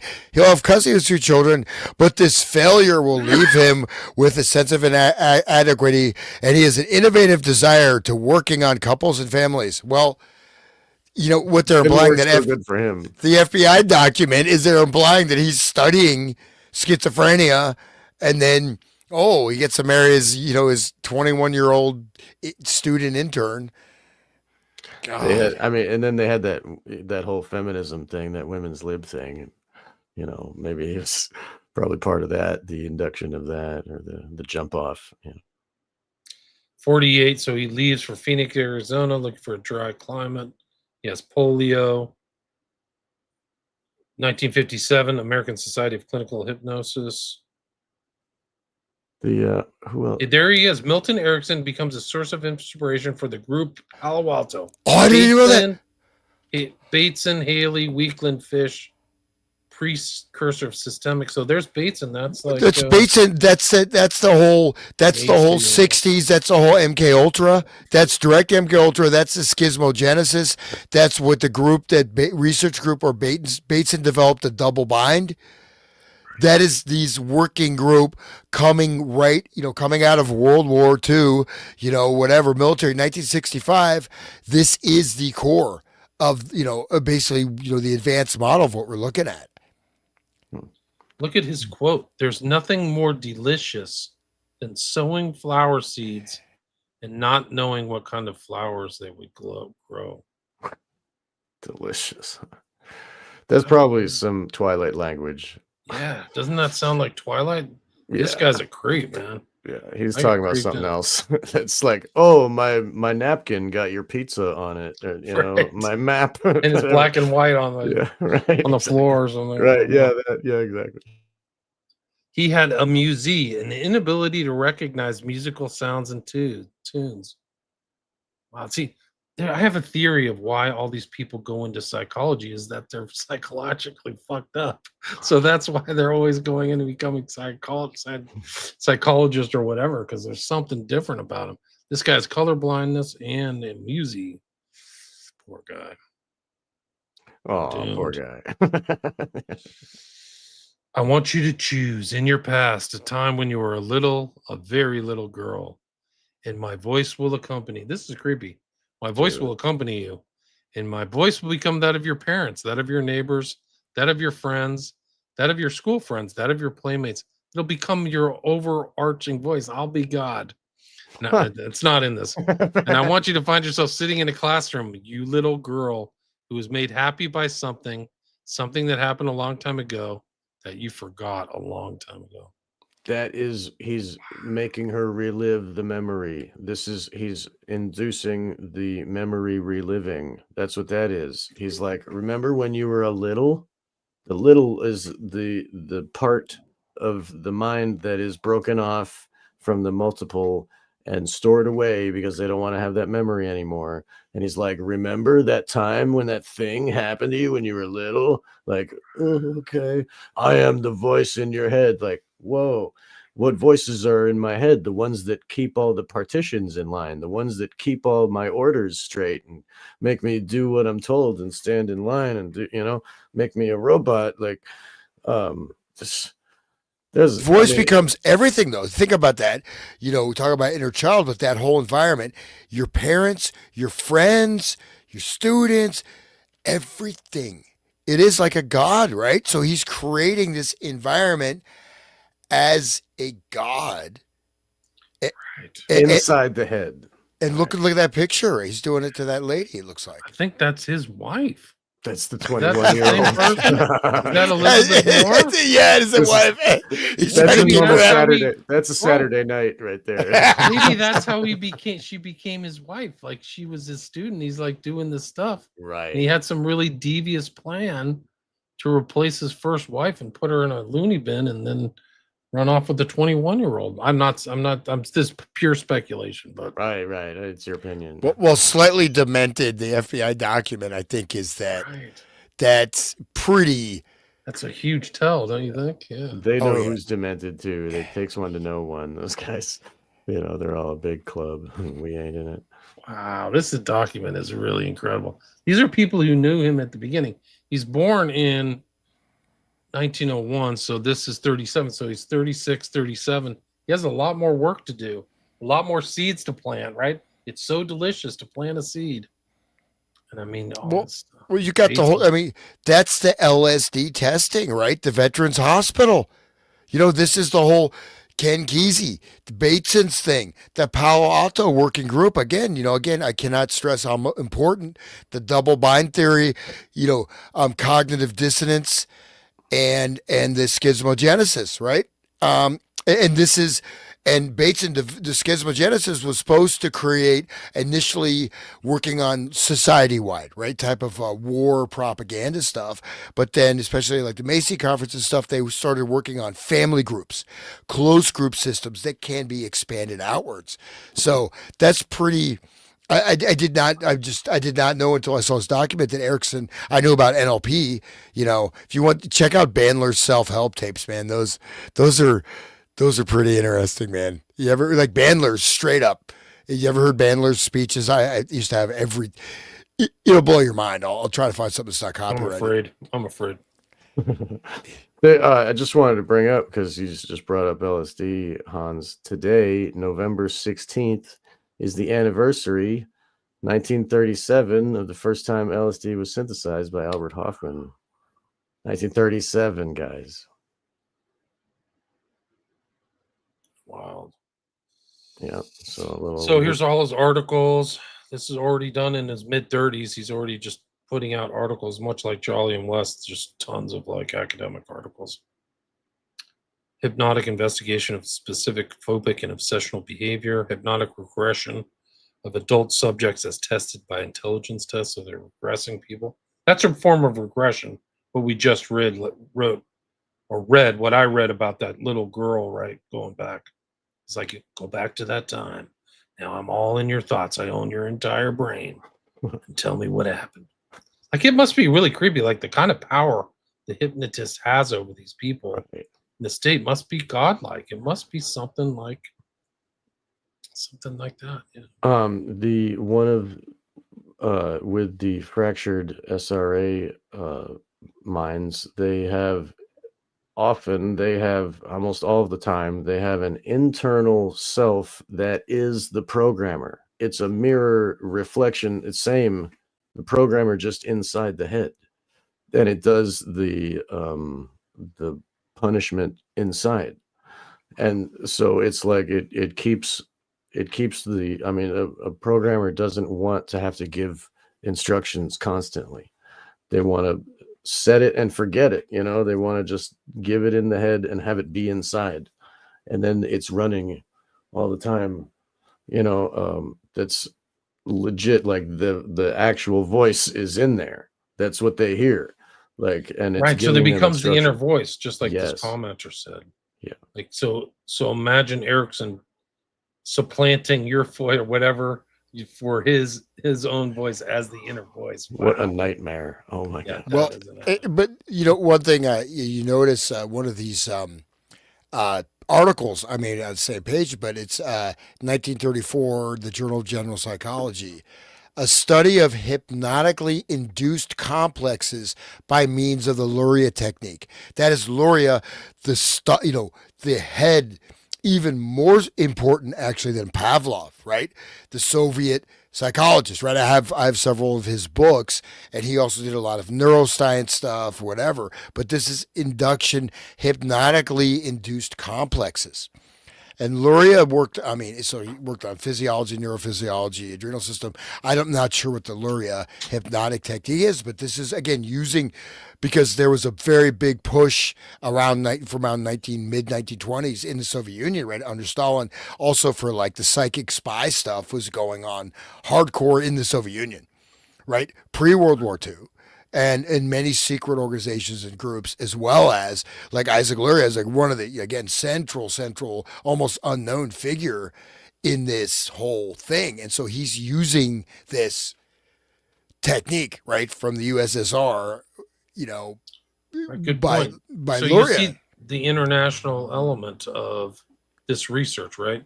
I think in the last one we talked about, they mentioned a German study too, right? Remember that. So here they are again, memorandum, Nathan, additional lie detector tests and things. So they talked about the psychogalvanometer again. Father Summers' equipment is strictly a psychogalvanometer. It's made up of, is designed by Esterline Angus of Indianapolis, Indiana. Keeler has not altered his old style polygraph, but rather is using a psychogalvanometer, which is separate and distinct from his polygraph. But he uses the psychogalvanometer on some experimental subjects in conjunction with the polygraph. With Keeler, the psychogalvanometer is still strictly experimental, and from my conversation with him in Chicago, I gathered he has not yet mastered its difficulties.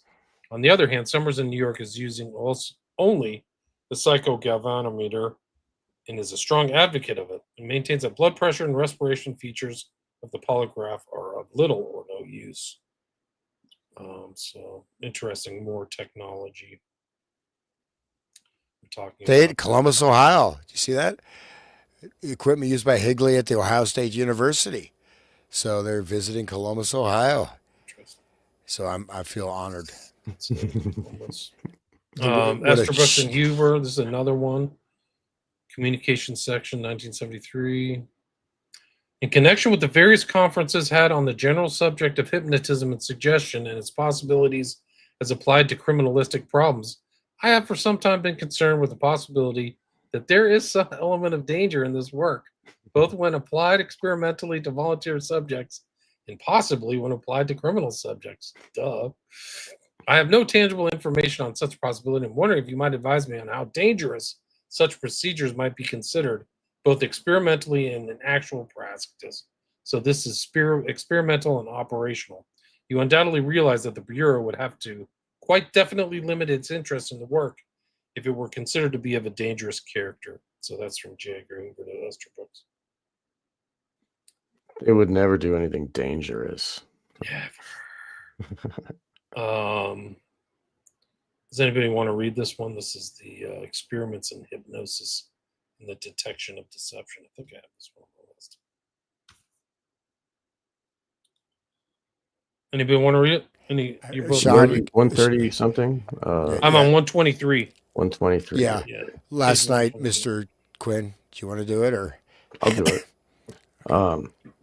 So 123 memo for Mr. Nathan.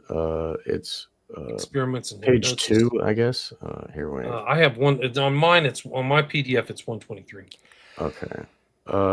It's the title Mark. is Experiments in Hypnosis and the Detection I of see. Deception. Last night, Mr. Quinn, Right. I see. Tam, and Okay. I, Last night, Mr. Quinn Tam and I conducted the first of a planned series of experiments for the purpose of determining, if possible, the value of hypnotism in the detection of deception.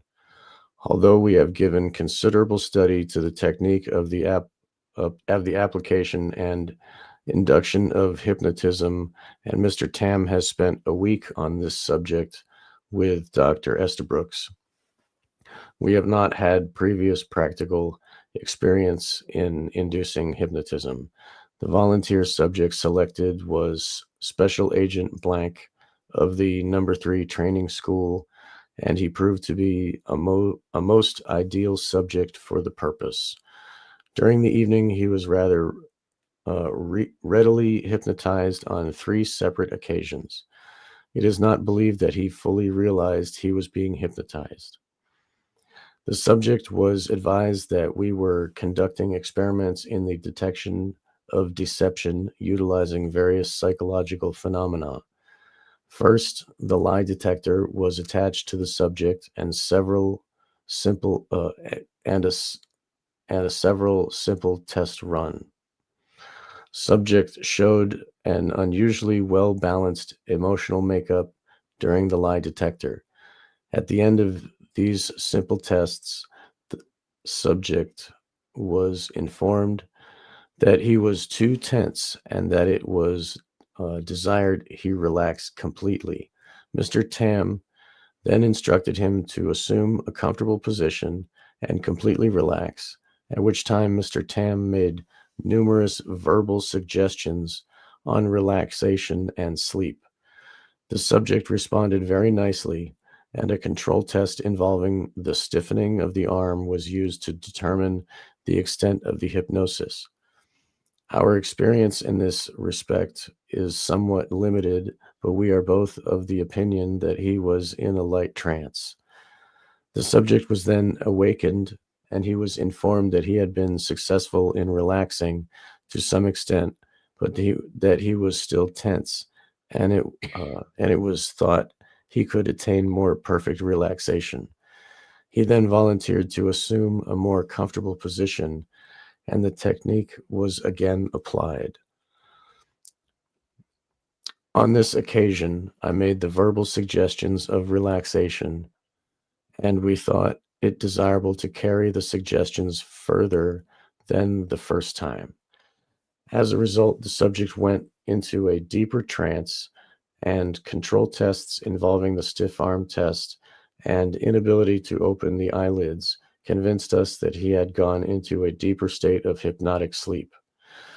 The second test was considerably longer, taking about 12 minutes. The subject was again awakened after the control test, at which time he was told that his relaxation efforts had been quite successful, on the occasion that the experiment would be continued, and this time the questions which he was previously asked on the lie detector would be repeated. Again, the subject relaxed, and on this occasion, Mr. Tam applied the technique in the form of verbal suggestions of relaxation. Again, the subject readily went into a hypnotic trance. A simple card test was given to him that he was told to truthfully reply to the questions asked. As each card was presented and described to him, he replied slowly and with inarticulation of the hypnotized. His responses were truthful in all instances. At this time, I was doing the questioning after Mr. Tam had informed the hypnotized subject that I would undertake the interrogation. Following the card test, I asked the subject two personal questions. One, whether he had practiced law at Centerville, Alabama, prior to his employment with the Bureau, to which his response, or to which he responded in the affirmative. And two, whether the compensation received from his law practice at the time had been satisfactory to him, to which he replied in the negative. The subject was then awakened and asked to describe his experiences, which he did in a somewhat hazy fashion, giving rather distinct indications of the least partial amnesia. In the connection, it should be noted that previous experience with the subject during lectures has disclosed that he has an unusually good memory. He was unable to accurately recall, however, about 50% of what transpired during the hypnotic trance. I believe we are indeed fortunate in drawing this subject for the first experiment, inasmuch as he was very susceptible, which made it that much easier for us. At the same time, we fully appreciate that other subjects will not be so easily induced into the state of hypnosis. Further experiments with this subject are also planned, inasmuch as we did not care to go too far with the subject the first evening of this work. He is very willing to continue the work. The most encouraging outcome of this first experiment is the indication that we have received that the use of the lie detector provides a very excellent and tactful approach to the subject of hypnosis. We are pledging our subjects to secrecy at the present so that there won't be undue discussion on these experiments around the Bureau, and we plan to continue them on a conservative basis. You will be kept advised of the progress. Respectfully, EP Coffee. That's pretty important, right? Yeah. So the lie detector is a way to actually induce hypnosis. It is, and whether there's something else going on there, but it's tactful, right? So they're actually there to hypnotize people. Tactful approach. It means that people don't know what you're doing. It's clandestine. It's, and okay, then what is behind Scientology? By the time Scientology came up, I'm wondering if they're getting this technology and knowledge directly from the Bureau or from someone in the Bureau. Possibly somehow bleeding over into Scientology. I mean, it's such a distance. I think Dianetics was 48, and then Scientology is 1950. And then what are the cops doing in the interrogation rooms, with the lie detector? They are taught how to interrogate. They're taught what words to use, how to approach the people, and many psychological tricks. And the lie detector is one of their technological devices that helps them get what they want. Right. Get a preordained outcome. But like that's the whole thing. Like at the very beginning of like the MK Ultra behavioral stuff, they were always looking into interrogation. It's all very important because of the ex-Nazis and guys who came back from the Korean War. So that was like trying to get the facts and what really happened and all that stuff. So And that was the main purpose in the film and the book Manchurian Candidate, was so that if he was tortured, he would not know and would not be able to tell, because that memory is locked away. Yeah. Just more like correspondence between Estabrooks and Hoover. We undertake and plan experiments in the field. Oh yeah, we were attempting to keep up to date on the general subject matter and keep abreast of the developments of others in the field. It has not yet been possible for the Bureau itself to actually undertake or plan experiments in the field, nor do we contemplate any such actual work this summer. I know we'll get to this later. A little bit later, it literally says, Mr. Tam, this is about Estabrooks, that he is probably brutal, absolutely without scruples as far as his research is concerned, and will go to any means to obtain the desired end in the research which he is interested. So they're literally saying, and he's doing things that are we go further on. So he's literally saying Erickson has no scruples. He'll do anything. He's not he's not the happy, grandfatherly benefactor of mankind. I mean, this dude is like basically demonic, right? That's what they're saying. Okay, anyways. He's Alex DeLarge from, he's like pure perfect psychopath. Crazy. I mean, he's probably one of those guys you realize he had a lot of power through all this knowledge and maybe applied it in weird places. It sounds like it. I mean, it's just that whole thing of like your wife is gone, your relationship's over, and then, hey, I got a new 21-year-old wife. Same, but within 12 months, crazy. J. Edgar Hoover, Estabrooks, this is another one. With reference to the possible dangers arising from the use of hypnotism, I do not think there is any doubt that bad effects may result from hypnotism if it is improperly used. On the other hand, I think that the consensus of opinion in the entire field would be that results should only be beneficial when it is employed in the hands of an expert. Frankly, I've never seen anything which I've considered in any way harmful resulting from my own experiments, and feel quite certain that other authorities such as Erickson, McDougall, and Hull would agree with this general statement. I enclose a few rambling remarks which I wish you would file under this general subject. I'm sending a copy of these to Captain John Stapler, since the Navy people seem somewhat interested in Navy intelligence, probably. And he's kind of talking about being around with his wife. It's totally safe, you guys. Just look at James Holmes and look at the Nashville shooter and all these other people. Like, who knows, like how many of these mass shooters? They're okay. Everything's fine. Look at Ted Kaczynski. There's nothing wrong. There's no danger. They have weird handlers or something weird's going on. creating a murderer isn't a danger, though, is it? I mean, look at Dave McGowan's book. I mean, that whole freaking book, like, is all those people. It's not dangerous at all. No, it's fine. Do you know that there's a connection between Salinger to Kaczynski through Murray? No. Yeah, Really? so yeah, I found this out. Is that Salinger's second wife that he married in the 50s was Murray's ex-wife. And Murray's ex-wife, they had done a lot of experiments together. They were kind of like maybe Erickson and his wife. And Murray was like the guy who did the mind of Adolf Hitler. It was called the Langer Report. And then Murray tortures Kaczynski for 3 years.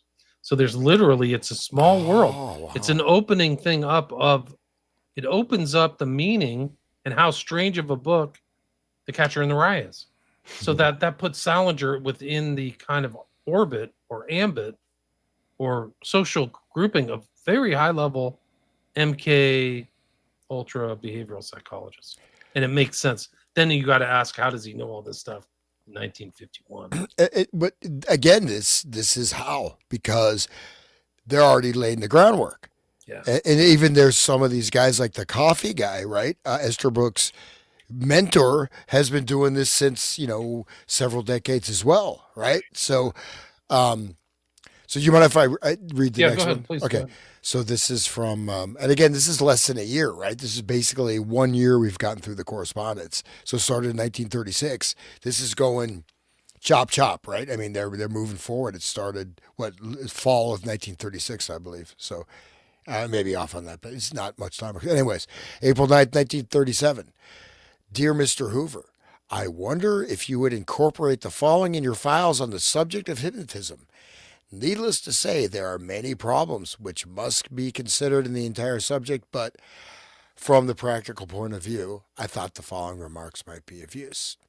If hypnotism has any practical value for your problems, then it seems to me that perhaps the most important problem centers around the question of its induction. There may be some startling shortcut discovered involving the use of some drug or drugs. This is an interesting possibility which, up to the present, has not given any particular good results. There is also the possibility that the technique in use at the University of Illinois, whereby an animal is placed in a magnetic field, may have some utility, but that is a matter for the future to decide. It seems that probably the most important line of attack, so far as you folks are concerned, is the development of a concealed technique, whereby the operator is able to do his work behind the front of, say, the lie detector or the psychogalvanic reflex. If this could be used in connection with a brief series of tests whose purpose was not evident, then I think it would really have a really effective mode of attack. I think that the concealed technique in question can be fairly easily perfected. As a matter of fact, I feel certain that I could demonstrate it in any hospital or with any group of men with whom I was turned loose. The matter of the preliminary test is not so simply, but might have definite possibilities. May I again stress that the fact that this disguise technique is something which is very practical and very easily demonstrated, and one on which it seems to me considerable use for research could be placed with great value to all concerned. Copy to Captain Stapler.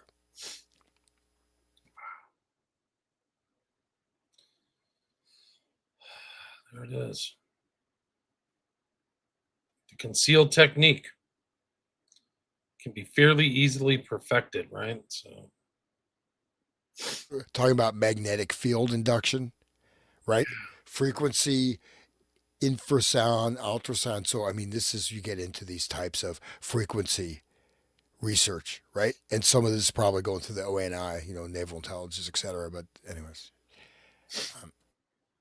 guys, we are at the 1 hour 49-minute mark. How much energy you guys have left in the tank? I don't know. It's Sunday night, and we know that you got to go, like, You got to go judge your fellow citizens tomorrow, William. I know that you got to go do that.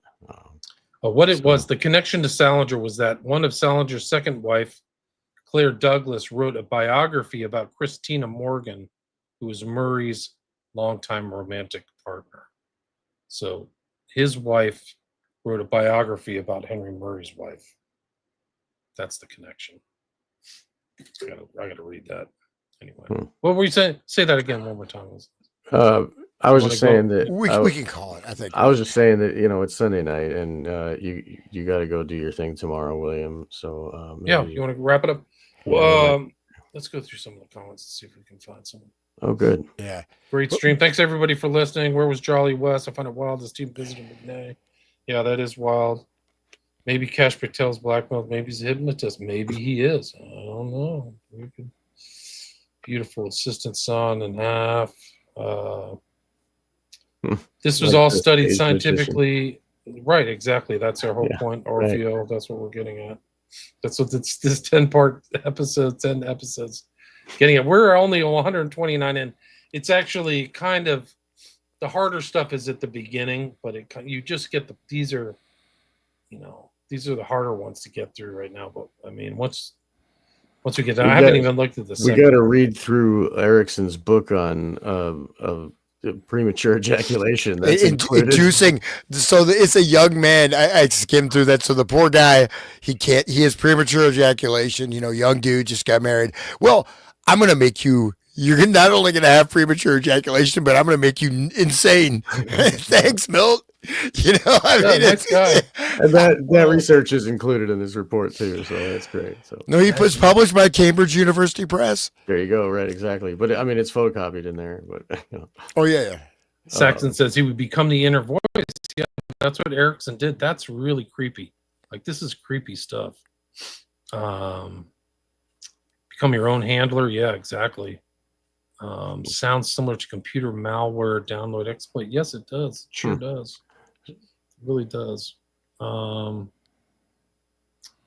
see if anybody has any questions. Stephen Weishaupt, William deserves to have so many more viewers. He does great. Thank you.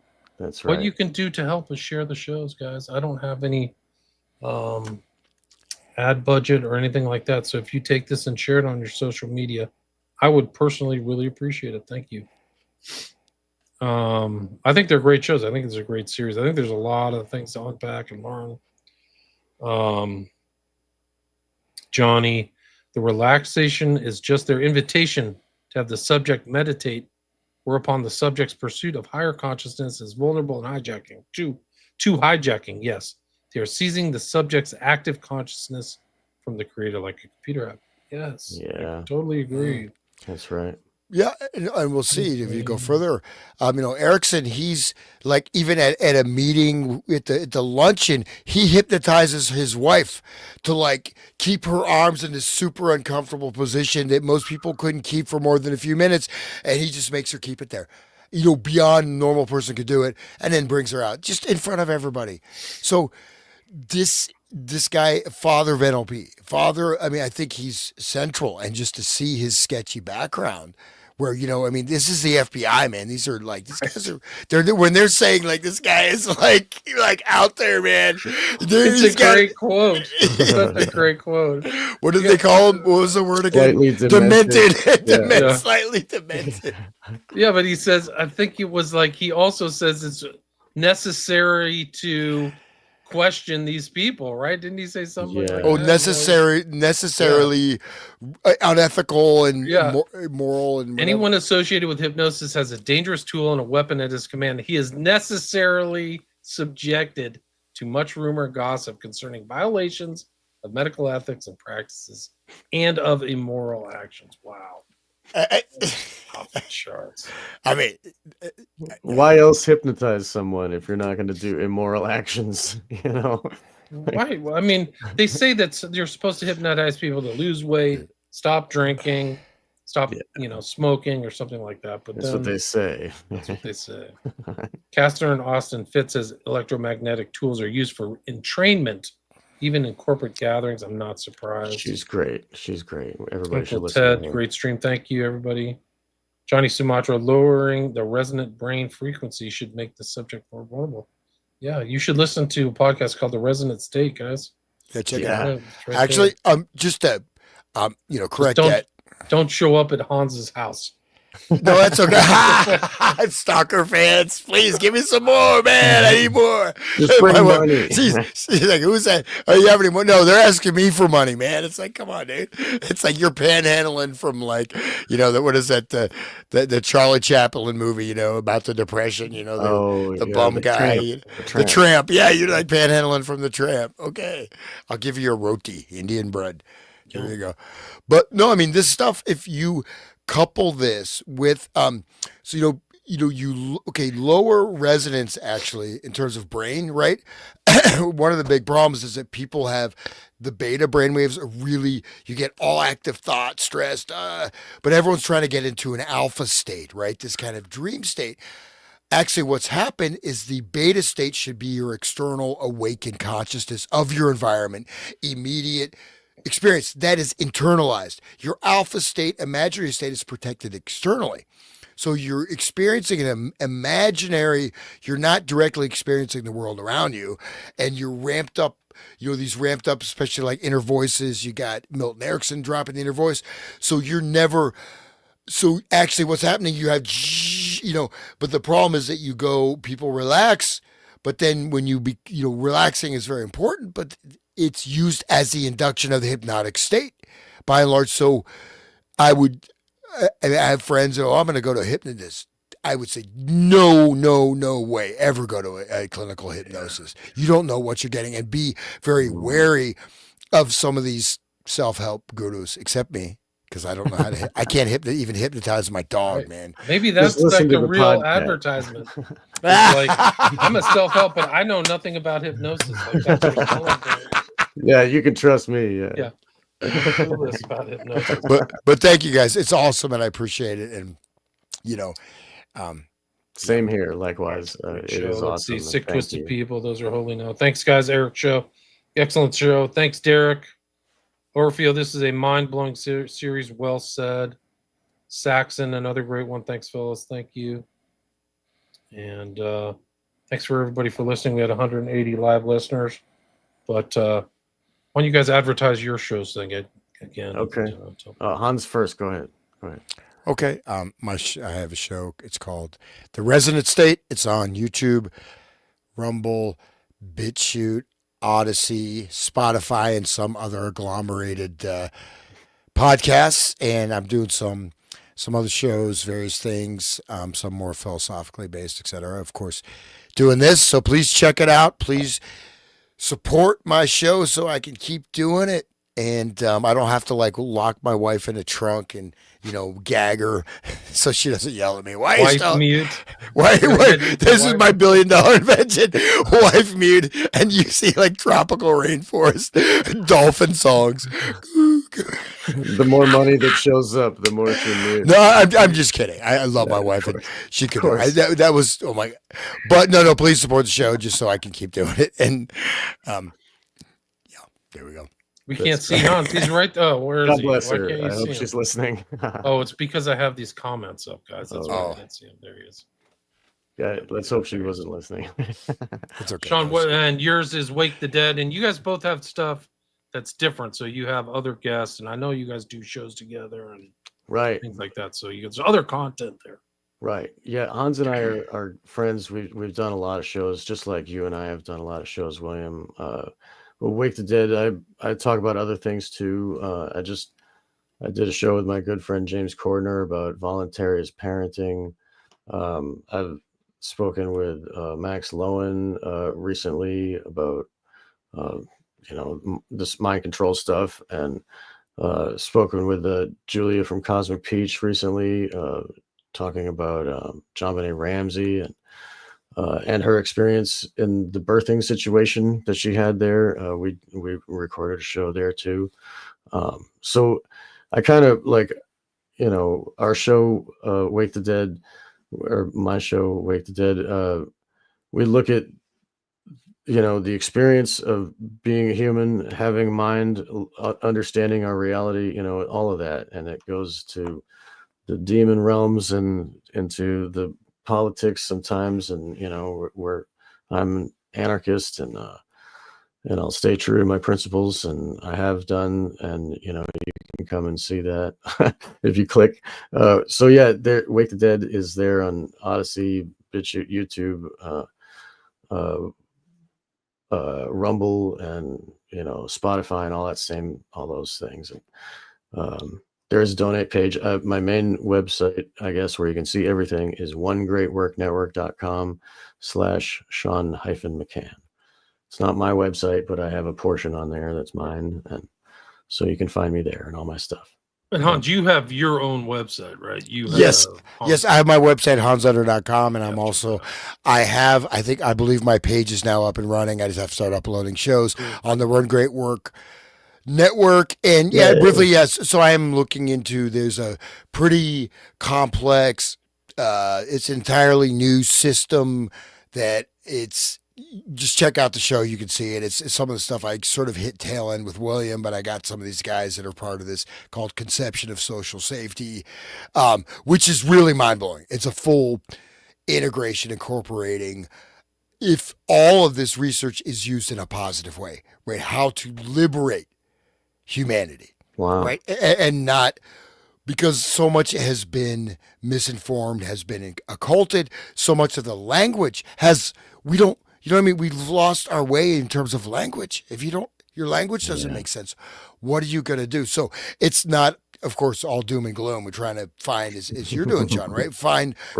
how to reintegrate and how to move away from this particular system, which is reaching its apotheosis. It's reaching sort of the end game stage and a variety of levels, including, do you want to be floating around in like Jerry Garcia talked about in 1992, you're going to be there, wearing your little bodysuit, making up your own language in your head, having imaginary sex and becoming a guitar virtuoso. He's like, you never even have to practice. You're just in virtuality. You can play in front of huge crowds, literally. And then you'll never have to have physical sex. You could just, just sit there at home. I mean, and this is 92, right? And obviously the whole digital age is connected with this complete disembodiment, total derealization, complete state of schismogenic control. And in a sense, we want to remove the handler that's been installed in your own mind. And even no matter what extent it's operating, this is the agenda. So, but, and of course, William, you're a great, productive author and podcaster. So please say about your show and everything. Just been busy, a lot of shows. William Ramsey Investigates. I got 3 YouTube channels back. If you're listening to this, I don't know if you're listening to this on Spreaker or Spotify, but these streams are doing really well. A lot of people are watching them. So I've got a lot of stuff on YouTube now, and 5 books on Amazon. Patreon is kind of active these days, so if you want to talk to me, a lot of stuff I post there. I got a lot of old West Memphis 3 stuff I'm posting there. But yeah, I've been busy. This is one of them. I'll give you guys a taste of what's happening if we make it to an episode 11. This document's incredible because Erickson, this kind of sinister figure, when placed in this deep state of hypnosis resembling very greatly an intense trance, Dr. Erickson proceeds with a type of experiment which he calls the personalization, and changes the boy's personality from the individual who he actually is to a fictitious character whom he calls Johnny Walker. Wow. Literally changes his personality, guys. This is dangerous. That's what Hans is just talking about. So yeah, get the handler out of your brain and avoid becoming a Grockian clown, I guess is a way to put it. If you've listened to this series, you know what that term means. I'm gonna promote that concept into everybody's brain now. This Condon's concept of a Grockian clown. That's really my objective of my mind, is not to hypnotize people, to understand that concept, because you'll stop calling people normies, man. You'll be like, oh yeah, you're just repeating. Do you have any? There's so many people out there with conditioned response. You talked about zombies out there, but like automatic conditioned response to things that are uncomfortable. They'll just immediately go racism or you're sexist, transphobe, all this other stuff that like goes over rational thought. That's what people call it, like name calling. it's maybe even worse than this name calling. It's just like a conditioned response they've programmed into your brain through thousands and thousands of messages. Anyway, Can you just show a picture of the actual grok, if you don't mind? Can you just, I brought one up. did we find one? Did we find grok? I've got a bunch of, just search grok Yeah, the let me- clown. let me There's talk tons to of him. them, man. There's he's grok. Oh my god, he really looks demonic though, man. But the real Grok was like a No, this is a real the actual fancy grok. gymnast. He was not broken, beaten. Like that's what we talked about that in like the first episode. Yeah, but just look at his face. So I think this is Oh, okay. definitely. Is this the guy? Oops. Grok. Whoa, Is this the dude? Wait, let me find that. Grok in his dressing room, 52.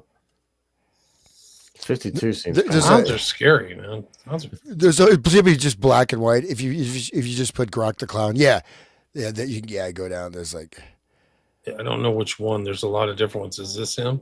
I I think are all, he's French, right? So yeah, those are all Le Grok. Yeah, That's the one. Yeah. there he is. They broke his arms and legs or whatever, right? There, this is him with But like it's not. But not in real legs on life. it. Yeah, right. Yeah, right. Yeah. But- But it, that's the idea. That's the trauma-based clown. Yeah. Wear your clown shoes. You trauma robot. Like, he's definitely a He's little creepy. vaguely looks like the creature from It. yeah, He does. it's true. Wow. Just a little bit like a brotherly resemblance. All right, guys. Till All next right, time. all right. Thank you. Later. Thanks, Take it everybody. easy. Thank Yep. you, William. Peace, Thank peace, you. peace. Okay, bye-bye. All right. Stay